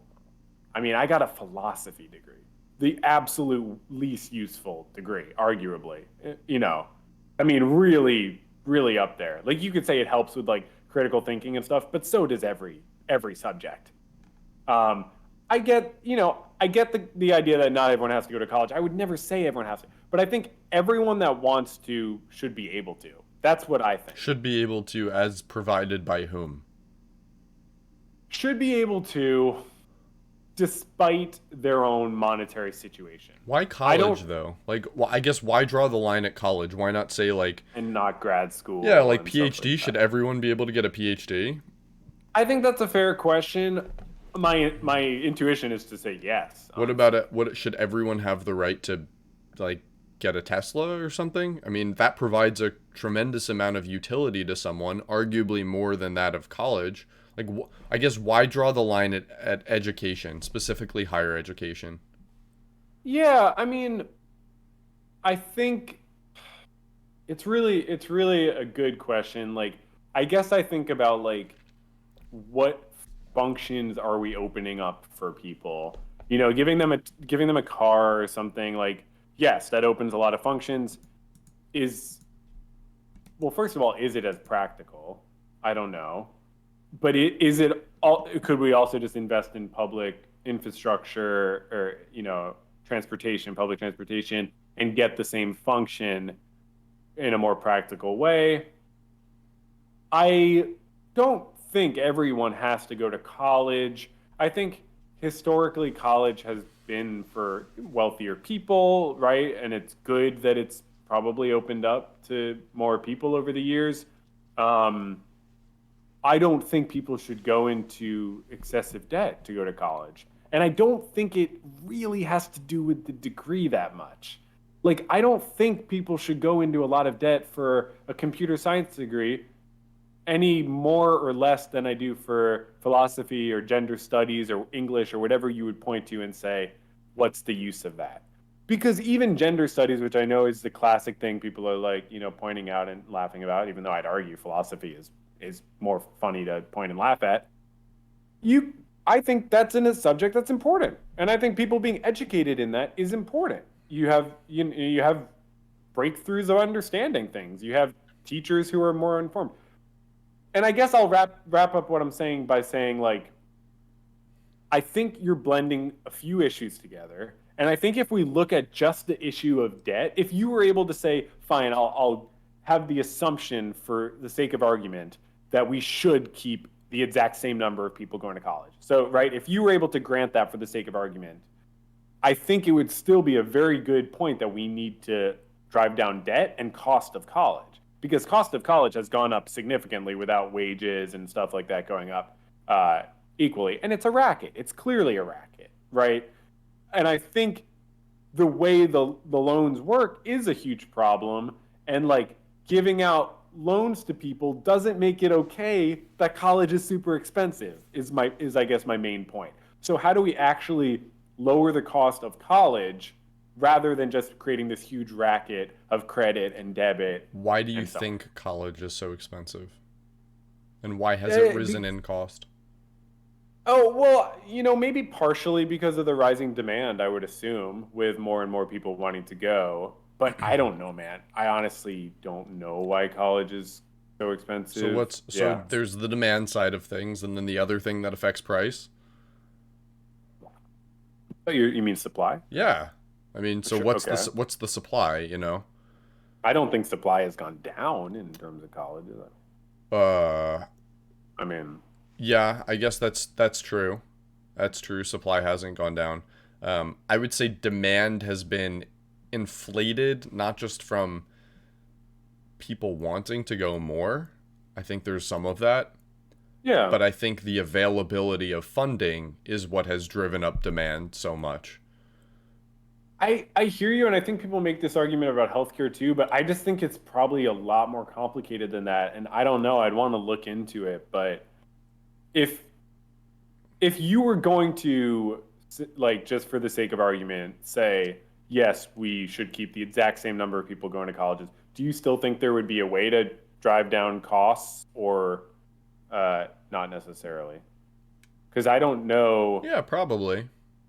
Yeah, I don't know why college is so. I don't exactly know why it's gone up Because it so can much. be. I mean, I really think it's that Right. answer. I don't think it necessarily maps perfectly onto healthcare, but I actually think that it's because it can be. If I want to go to college and study whatever, I'm not going to throw shade at specific degrees, but some don't have a good return on your investment. Strictly speaking, financially, I'm not speaking about like I get you. self I get you. actualization, anything like that. Sure. I S- don't think it should be a Strictly financial financial, I get decision. that. Yeah. Yeah, but yeah, I think learning for the sake of learning is important and but yeah. I do think it should be strictly financial. I think that learning for the sake of learning, information is so ubiquitous nowadays. There are free lectures everywhere. You can Sure. learn with the advent of something like Khan Academy or really just YouTube in general. Right. You're going to have a hard time convincing me that learning for the sake of learning is not available to anyone that wants it. But as far as becoming Sure. degreed, I don't think all are created equal. I think some are more Sure. valuable than others simply from a financial standpoint. And so Sure. when I, the government, say, yes, you can take out a loan at 5 or 6% interest in order to study whatever the hell you want, but you have to pay it back. It won't be cleansed through bankruptcy if you can't pay it back. And by the way, the cost just went up 4% this year, and 4% the next year, and 4% the next year. That's not a sustainable business model. If you only had the availability of funding through private loans would only loan to people who would be able to pay it back, assuming that you allowed bankruptcy to happen. So if I'm now a private lender and I see someone going to study STEM, based on what the expected earnings are and what the cost of college is, I can make a determination about whether or not I should loan to that people. But as soon as you remove that availability or make it too available to have public funding, you short circuit that feedback loop and you have a runaway effect, which is what we're experiencing right now.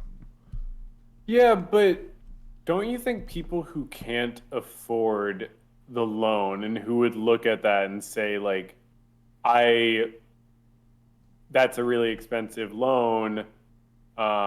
Wait, I'm not sure how I understand how different this is from current situation because people have to make these same decisions when they're taking out a big loan and they can't default on the loan. So what's the difference between it being private and public? That like I'm they saying shouldn't even you need get to the get loan. you need to get rid of both is what I'm saying. So you're saying people wouldn't even get the loan Yeah. so that so then the cost of the colleges would go down because they wouldn't be having people paying the expensive tuitions. Correct. Unless they're Right. going to pay back. So like you're But still the going to have engineers right. going to college at 60 grand a year or whatever cuz it's worth the investment, but you're not going to have people studying philosophy for 60 grand a year.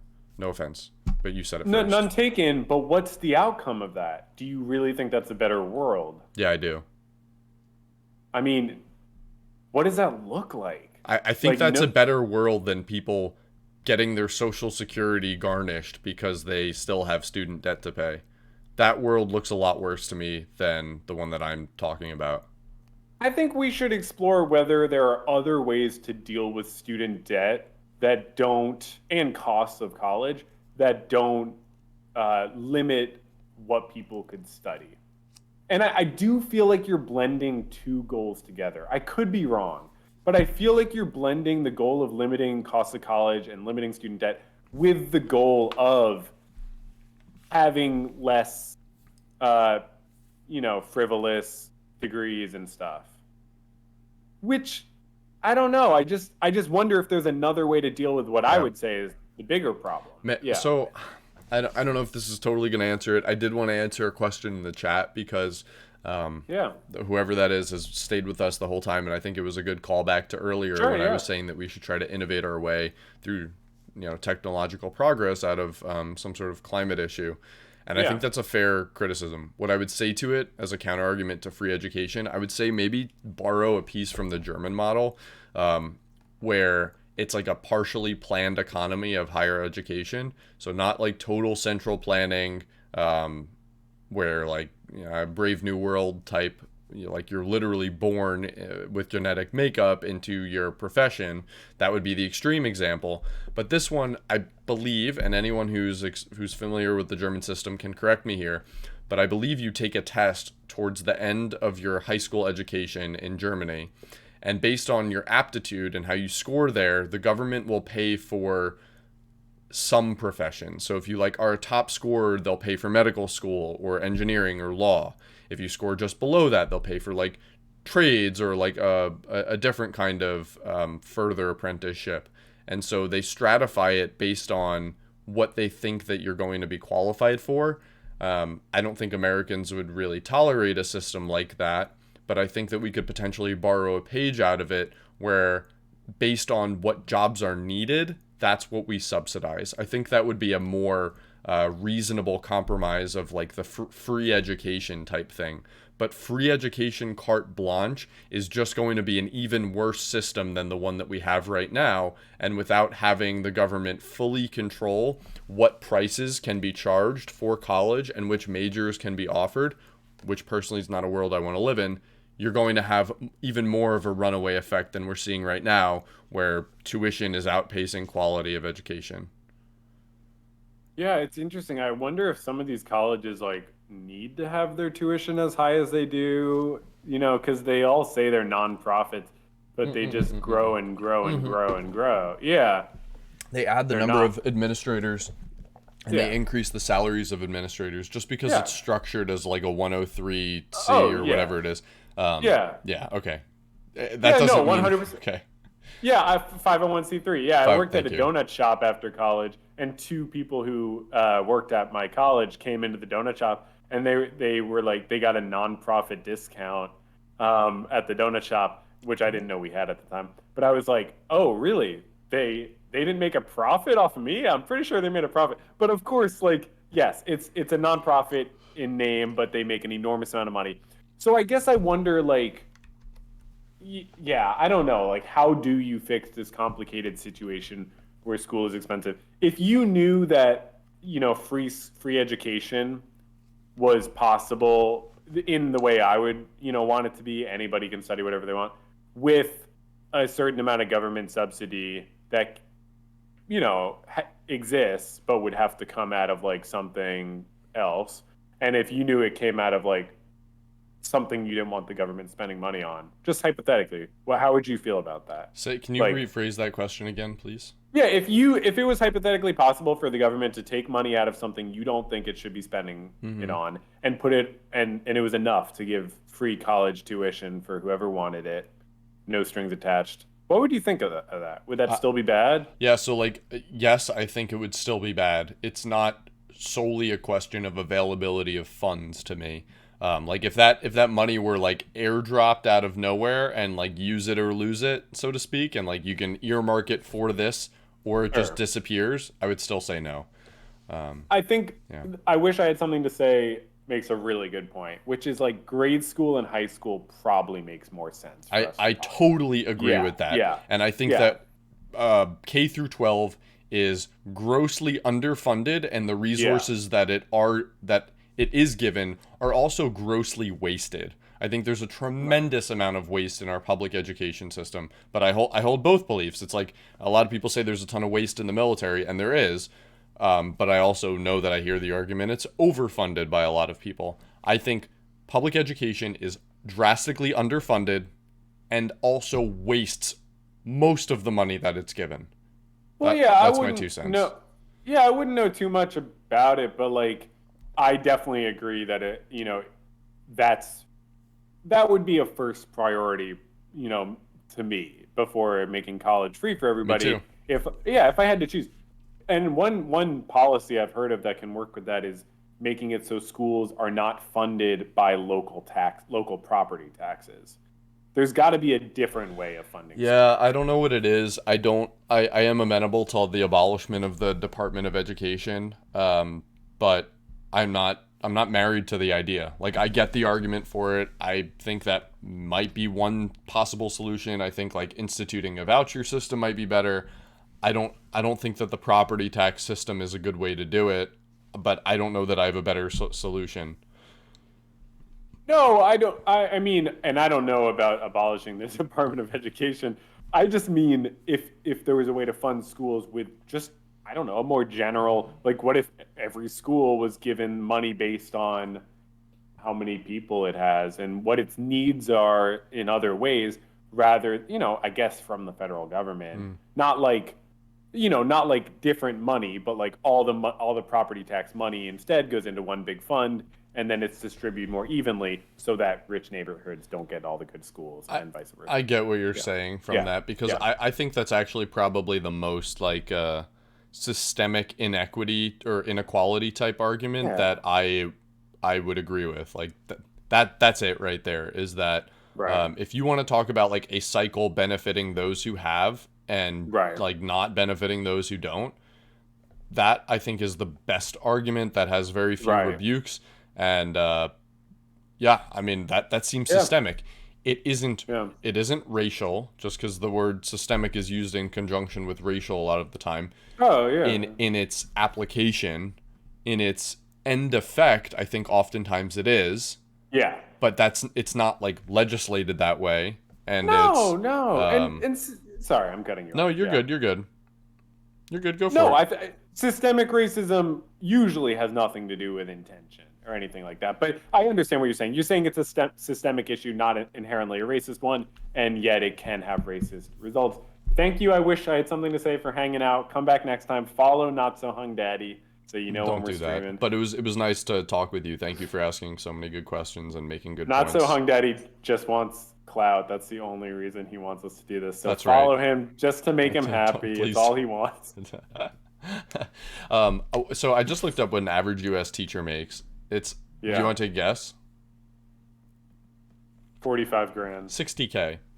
Okay. I don't know if that includes benefits or not. I don't know how they value the healthcare and whatnot, but I think if you were able to double that, just like right off the bat, fund it so you could double it, I think what you'd have is an influx of highly qualified people taking those jobs, or rather competing for those jobs, because now you got a 2.5 month summers off, great benefits, security, whatever.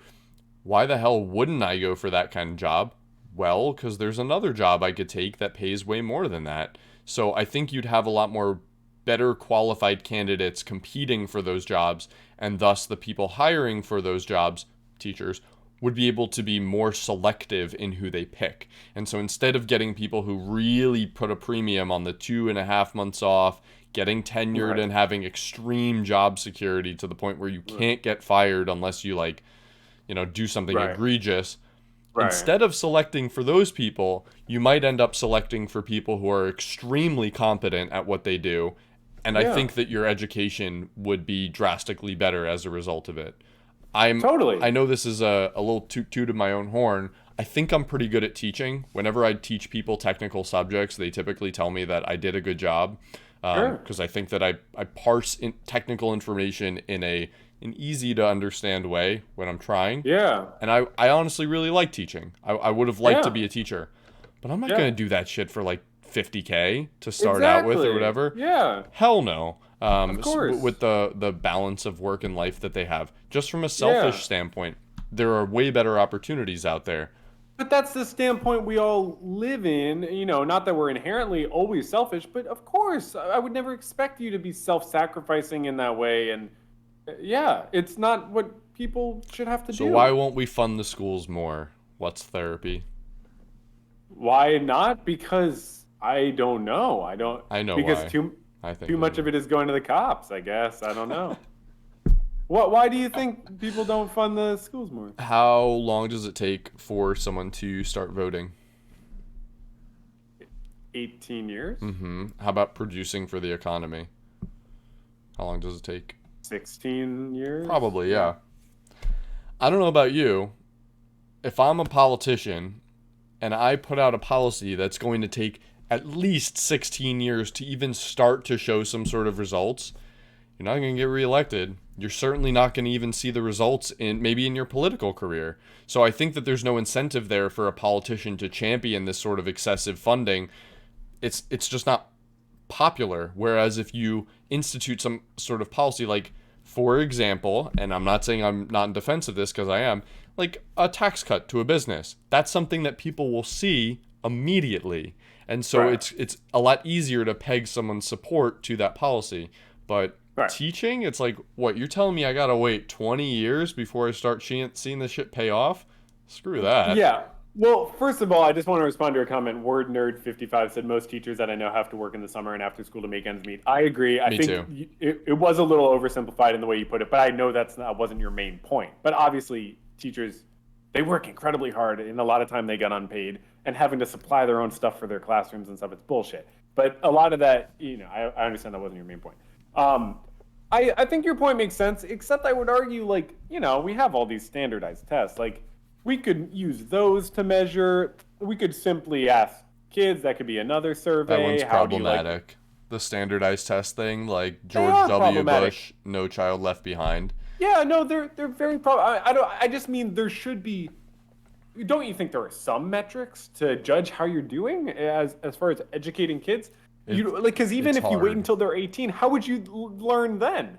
How do you know once they're 18? I don't think that there is any good quantitative way to evaluate if a teacher is doing a good job or not. Full stop. I don't think that there's any sort of number or metric that you can compare year over year that's going to give you a good analysis of whether or not they're doing a good job. I think that an experienced teacher or someone who knows what good teaching looks like knows it when they see it. But Yeah. but what people want are the stats. And Right. that's what politicians can report on, that's what administrators can report on, and that's what they end up optimizing for. And that's no way to do business. That's no way to run a successful organization. I think that your best bet is to fund and hire highly competent people and let the system work its magic. Oh, I agree. I mean, I'd like to think you can use quantitative and some qualitative data. I would like to, I could do research, but I would like to think there are ways to study how an education system is doing. I think people could make arguments that, like, what do you put on the standardized tests? What are you really looking for? Does everybody need to know math? Does everybody need to know English? But if we had some compromise, like, I don't know, I would assume there are some commonly agreed of things of, like, yeah, we want 18-year-olds to know X, Y, and Z and stuff like that. I agree. It's super hard to measure. I would think there are some ways to measure it, but regardless, totally in agreement. Pay more money to teachers, get better teachers. Absolutely. There Yeah, is this 100%. duality that I don't think we should ignore, where the type of parenting and the values that a family imposes on their child does make a difference on how effective the education is on them. If your parents Yes, don't some value education, is the kid going to? Maybe sometimes, but on average, not as much. Whereas, I don't know if you can think of examples of people you knew growing up. I know I had some where their parents made education a priority above, you know, basically hygiene, having a social life, growing up Yeah. healthy, the other extreme. Those kids were fantastic students. I'm sure a lot of them are living with mental illness at this time, or I'm not sure, but maybe they are. Right. That comes at a Right. cost. But still, the way course, that yeah. your parents treat this kind of stuff makes a huge difference. So, how do you incentivize parents to care about education? Because my argument would be, I think that's generational. I think it takes time. yeah, but, like, how? What do you do in that time? Keep How do kids you? in school longer. I'm drawing that one from one of our audience members, but I think that's actually a good one. Like in the Maybe case, stop. Yeah. go ahead. Or, I'm sorry. Go. I was gonna say maybe stop arresting their parents. I mean, it probably is hard for your parents to prioritize something when one of them's in jail. Do you You think know that what I that's mean? a common reason that education's not being valued?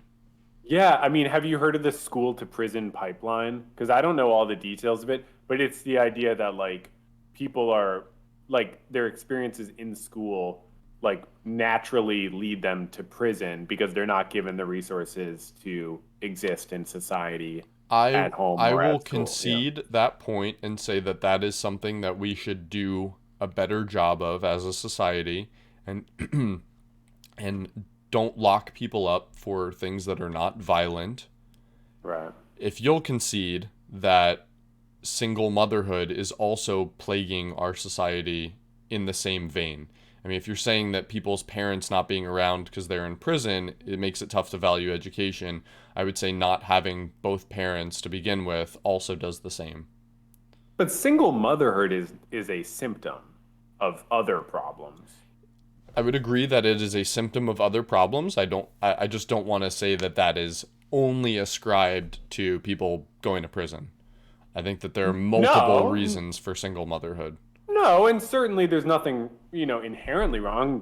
People can raise their kid on their own, hypothetically, but I know there are downsides, as do a lot of people. But the causes of one, single motherhood or fatherhood, we could say, because I'm sure you would agree that that's got its downsides too, single fatherhood. I would assume, right? You would agree that that's one parent is not as good as two in most situations. Yeah, and But two is not as good as three. I mean, I'm for pro polygamy. I don't know. I I don't know the think stats on that. no, but like, yeah, but if you're saying people not having like the proper guidance of both parents is not only because of systemic issues with incarceration and stuff. There are other reasons that That is the people. point I was trying to make. Yes. Yeah, yeah, yeah. No, I hear you. I hear you. I mean, something complicated like why do a bunch of families end up without both parents is very complicated. I don't, Thomas Sowell has quite a bit of things to say on this. right. Yeah, like, and I know from our past conversation, like you could talk about culture or this and that, but as I explained, I think in our past conversation, I would view cultural attitudes as often reflective of material circumstances. There's a duality there for sure. It isn't. I think it's one hand washes the other. I don't think that we can chicken egg it. I really think that cause and effect works both directions. I think in that scenario, I think culture drives socioeconomic status, and socioeconomic status drives culture. I think that there is a duality. I don't think it's fair to say that one always comes before the other, though I would argue that culture is the bigger antecedent than socioeconomic status. I mean, And there's so many different I'd cultures. point to other cultures that have been able to elevate themselves out of dire economic situations. Yeah, in the U.S. In the U.S., yeah, primarily. Yeah, but a Yeah. lot a lot of times you can't really compare one to the other in a lot of situations because they're such different uh, contexts. But I think I would not think that any ethnicity or culture values two parents less than another. Just Disagree. like I would just like I would not think there's a culture that values education I less don't than agree another. with you because I think I could try to convince you. Are there certain cultures that put a higher premium on marriage than other cultures?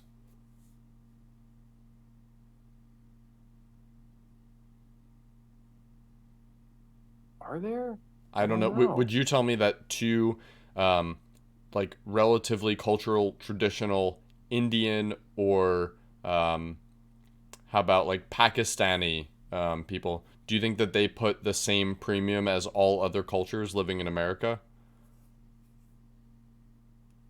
I almost feel like what you're talking about is like traditionalism, which Mm-hmm. can be Yeah. in any culture. Yeah, but I'm I saying that guess. it isn't in some cultures and it is more prevalent in others. And so I think that all else being equal, if your culture puts a premium on marriage, as in like it's unconscionable for you to have relations sexually with someone else or to publicly be around that person, unless you are married, raising kids, unless you're married, I think that those cultures are going to do better in this current societal structure that we have. Maybe not all societal structures. Maybe like a commune that's like very polygamous. Sure. Maybe not. But in this one, that's an advantage. But if you think if you see a culture that doesn't value um, marriage or staying together long term or something, don't you think that's because material circumstances have incentivized them not to value that? That Perhaps. it, I yeah, actually think perhaps, and I think the that government. it doesn't benefit because we're adaptive creatures. Like I I agree with you agree. there. I agree with you Yeah, there. The federal government has subsidized single parenthood directly. The turning point was in the 80s here. Again, Thomas Sowell will do a much better job explaining this with facts than I will. But sure, this trend hasn't been linear. It has sure. reversed directions. But how do you draw the line between state support of single parents and uh, and state like influencing there to be more single parents? Because if you're saying that single parents raise kids worse to a certain extent, which or like don't do as good of a job necessarily, or that there are like inherent downsides, it's obviously not every case. There are plenty of people who were raised by single parent, super great values, super whatever, productive members of Of society. course. We're talking about generalities. But if you're saying that there are, it's harder to raise a kid well, single parent, they do need support, right? Or what else do you do? Do you just do a stick instead It's of a true. carrot? It's true. I get it. So, I think that support just shouldn't be coming either both from the government and in the form of the carrot that it is right now. I think that that incentive structure, whether intentional or unintentional, subjugates and then forces like creates this mutual dependence that I think is awful. I mean, to put it lightly. I guess like when I think of the reason someone's a single parent, it seems to me like they didn't have a good other choice in most situations. I don't think that's a generality that I agree with. You think people are like, oh, I could raise this child with this partner who I have a great relationship with, or I could raise this child alone. I don't know that people in that situation see it as even a probability that they will be able to have a partner to raise the child with them. Why? I don't think that culturally it's that valued. I mean, I don't think that there are enough examples of it being prevalent in those subcultures for it to be looked at as a model. I think there's this element in human subcultures, just in human culture in general, of monkey see, monkey do. What you see growing up becomes the norm to you, and what you don't see isn't. And so you try to emulate behavior that you see that works out well. At least I think. So you think someone raised by a single parent is like, oh, I definitely want to do it that way too, No, even though no. I we're just think that like when they're going, when it's time for them to make decisions for themselves, I think they're going to be more likely to make ones that don't end up in them having a stable, committed partner. Can I ask you something? Do you think people should not have premarital sex?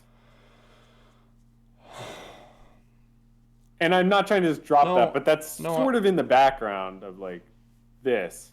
Because if you hook up with someone and you get pregnant, or you're dating them for a few weeks, but you're like, I would never want to be with this person long term. Yeah, I think that people should do whatever they want. I'm not saying that. So, Right. do I think they shouldn't have premarital sex?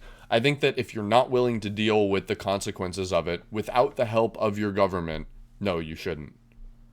And I Right. think that it's a unique and recent development in human civilization, like in the advent of human, or really just life in general, the fact that you can have children or like engage in sex of any kind and not have to provide the resources to subsist that life is a very brand new thing in evolution in general.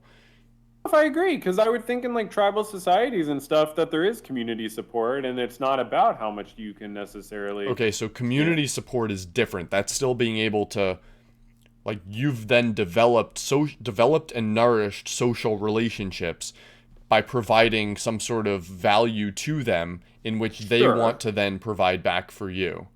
But we also live in a very atomized and like isolated society just because of And that's bad. I all. mean, honestly, you're Yeah, making yeah. a conservative argument that, like, social fabric through, um, like, more tight knit communities are one of the large reasons that this model doesn't work. I was going way more back then than you were, by the way. I meant, like, over the billions of years of evolution in general, Sure, life sure. can't subsist without resources. No, but if I think about a million years ago, humans or proto-humans in a tribe or something like that, yeah, I think they get support from the community. That they obviously aren't, supporting a kid entirely on their own. That's a very abnormal thing historically. I was To thinking, just yeah, that I agree with right, you. I meant just I yeah. meant more way farther back than that. I meant like spiders and shit. Like spiders have a whole bunch of eggs, and it's like if you can't provide food for them, they die. Although I guess spiders don't take care of their young, but Okay, you get but what I we meant. should compare ourselves to social animals at the very least, if not, That I is think early humans. that's still What's an anthropomorphic view of how we ought to structure our society. Whereas I'm taking a pretty hard-lined biological one. I actually don't understand what you mean by that at all. I thought you were doing the anthropomorphizing. What do you mean? I'm not sure. So like it's kind of a unique human lens that we're applying to like the procreation and subsistence of life to even have that like the idea, for example, it's unconscionable. Someone has a child and they can't provide food for it, right? That child Right. up until very recently would die. No, I'm Across saying hold they on, would. across Okay. all types of life is what I'm saying. No, though. I don't know that that's true because there are all kinds of social creatures that specifically take care of each other. Ants, you know what I mean? Like any social creature that lives in a society. I mean, right? I'm not trying to be difficult. I Yeah, get. okay, fair enough. So I guess what I'm arguing for then is the what is it, the something monkeys effect? What the hell is it called? Let me look it up real quick so Okay, I'm not okay. screwing with it. But Yeah. like that community type effect has a cap is what I'm getting at. So when Sure. you said like we're hyper atomized, I Yeah. I agree with you, and it doesn't work at scale to have that sort of communal safety net. It only works when you actually know the people that are looking after your young and vice versa. Right. But my point is that because we live in an atomized society, and I don't think that's a conservative point to say. I think it's a fact that you can have conservative or liberal interpretations of and stuff like that. But because we live in this more atomized world, all I'm saying is that we're having the government serve the purpose that community And would I and, don't and think should be serving. right, and I don't think And I that don't the think that's government good. can or should. Yeah, I mean, I don't And I don't think think that's good, but getting rid of the government and keeping everything else relatively similar, not being able to just magically give people amazing communities that take care of them and stuff means you're just doing stick without I caring. agree with you. There Uh, has to be a legitimate allocation of resources, not saying money, time, care, investment in communities, and I don't necessarily mean money, sure. to rebuild social fabric, to have people care about their neighbor next door, to have people have a sense of community. You have to have like I am arguing for replacing this government structure with a communal one. How do you think, because I agree, I'd love to stimulate more community bonds and stuff. How do you think that can be done? I mean, like, what does that mean? And like, because it Rel- probably is being done. I'm not an expert. Religion's a pretty good one, I think. I mean, it's not for me, but I think that works pretty well for most people. But like, if people are naturally becoming less religious, what do you do? I mean, You could build more churches and synagogues and mosques. Scientology? I don't know. No, but like I agree that religion is a way people bond and it's a great source of community, but I mean, what can we do? That's the Education, people I are think, is, I guess, because you're right. I don't know how to I mean, I would say rekindle that build flame. I don't know how. yeah, I would say build more public spaces, make it more so that it's easier for people to hang out. I mean, people probably study this and there's probably really good For sure. like resources about it. But yeah, going back to the one more thing about the having kids thing. If someone's, if there was no state safety net and let's say even there's no reproductive rights, you can't get an abortion or anything like that. Do you think people are really going to have less unprotected sex?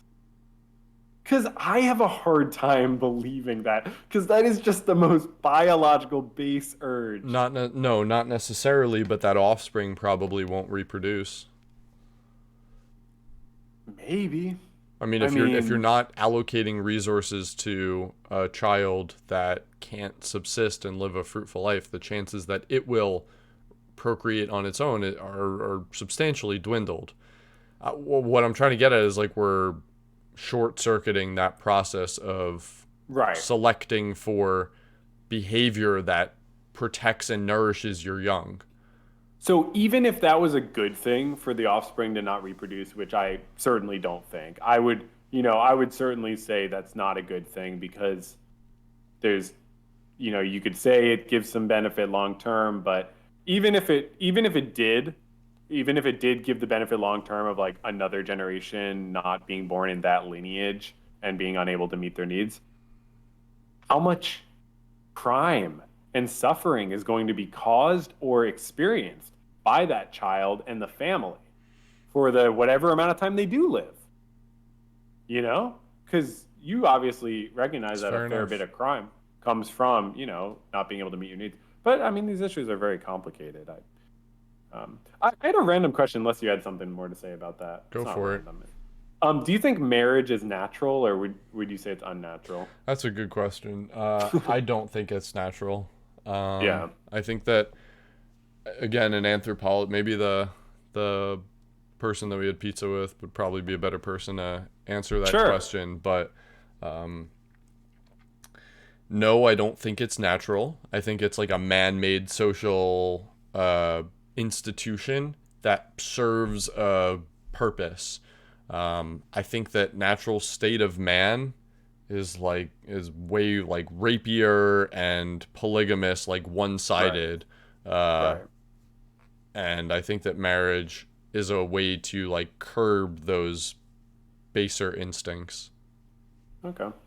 Yeah, no, I agree. I don't think marriage is natural. I think it doesn't mean it's bad. Or obviously, I think it can be good. But yeah, I guess I was wondering, based on how we're talking, it's almost like we're talking like as if marriage can be helpful, but only or like in a sense as a tool to adjust to our world that we live in and have lived in for a while. Interesting stuff. Well, we've done 3 hours. Might be good. That was more than I expected to do. Yeah, me too. I could go for some food right now. Sounds good. Yeah. Yeah, this was great. I'm glad we did this. Me too. Did my heart rate get above 100 again, or no? Was that the only time? I saw it at one point. I forgot what we were talking about, but it'll be on the screen in the final video. That's so much fun. You should try to like grind my gears on something, like get under my skin and like, see if you... I'm really trying to do the exact opposite. We should, if we do in a YouTube video, if we do timestamps, we should like plot my heart rate with it as well. I agree. I was just thinking that do timestamps based on your heart rate. That would be super funny. And it'd be funny to have guests on who like tried to get your heart rate up. So I was gonna say that for future podcasts, I have some guest ideas, some like smart, interesting people that I know. I would love that. You too? Do you have people in mind that you think? I could think of people. You probably don't. I could think of people. But yeah, and I know this was something you were gonna do with another friend originally. You don't have to involve me in everything, but I would love to be. I would absolutely do that. Thanks, Word Nerd. Thanks for coming out. Check out the YouTube channel. Appreciate it. Yeah, but yeah, no, I think that's great. I would love to do that. I was even thinking about like watching a video together eventually. If there's like a short video we Like can both watch commenting and on like it. yeah react to. I was thinking about the one of like I don't know if you watched it. I didn't watch it yet. Hillary Clinton reading her acceptance speech. Did you hear about That's that? pretty funny, but no. Like practicing Apparently, it. no, apparently, like recently, she read the speech that she was going to give if she won, and she's like crying while she's doing. I just thought that would be pure comedy. So, Um, um, hmm. she just cannot give up. Um, so, but no, watching other things, commenting, something in the news or I would something like love that. to watch Hillary Clinton have a debate with Nancy Pelosi on the Yeah, issues. they'd just be like, "Yeah, I And agree it about would have everything." to be moderated by Joe Biden. Co-moderated by Trump. That would be the most boring fucking I thing would in the pay for entire that. world. All right. This was All fun. right. Yeah. I'll see you I'll catch you later. on, catch you on the flip side, and yeah, have a good day, bro. See ya. All right, peace.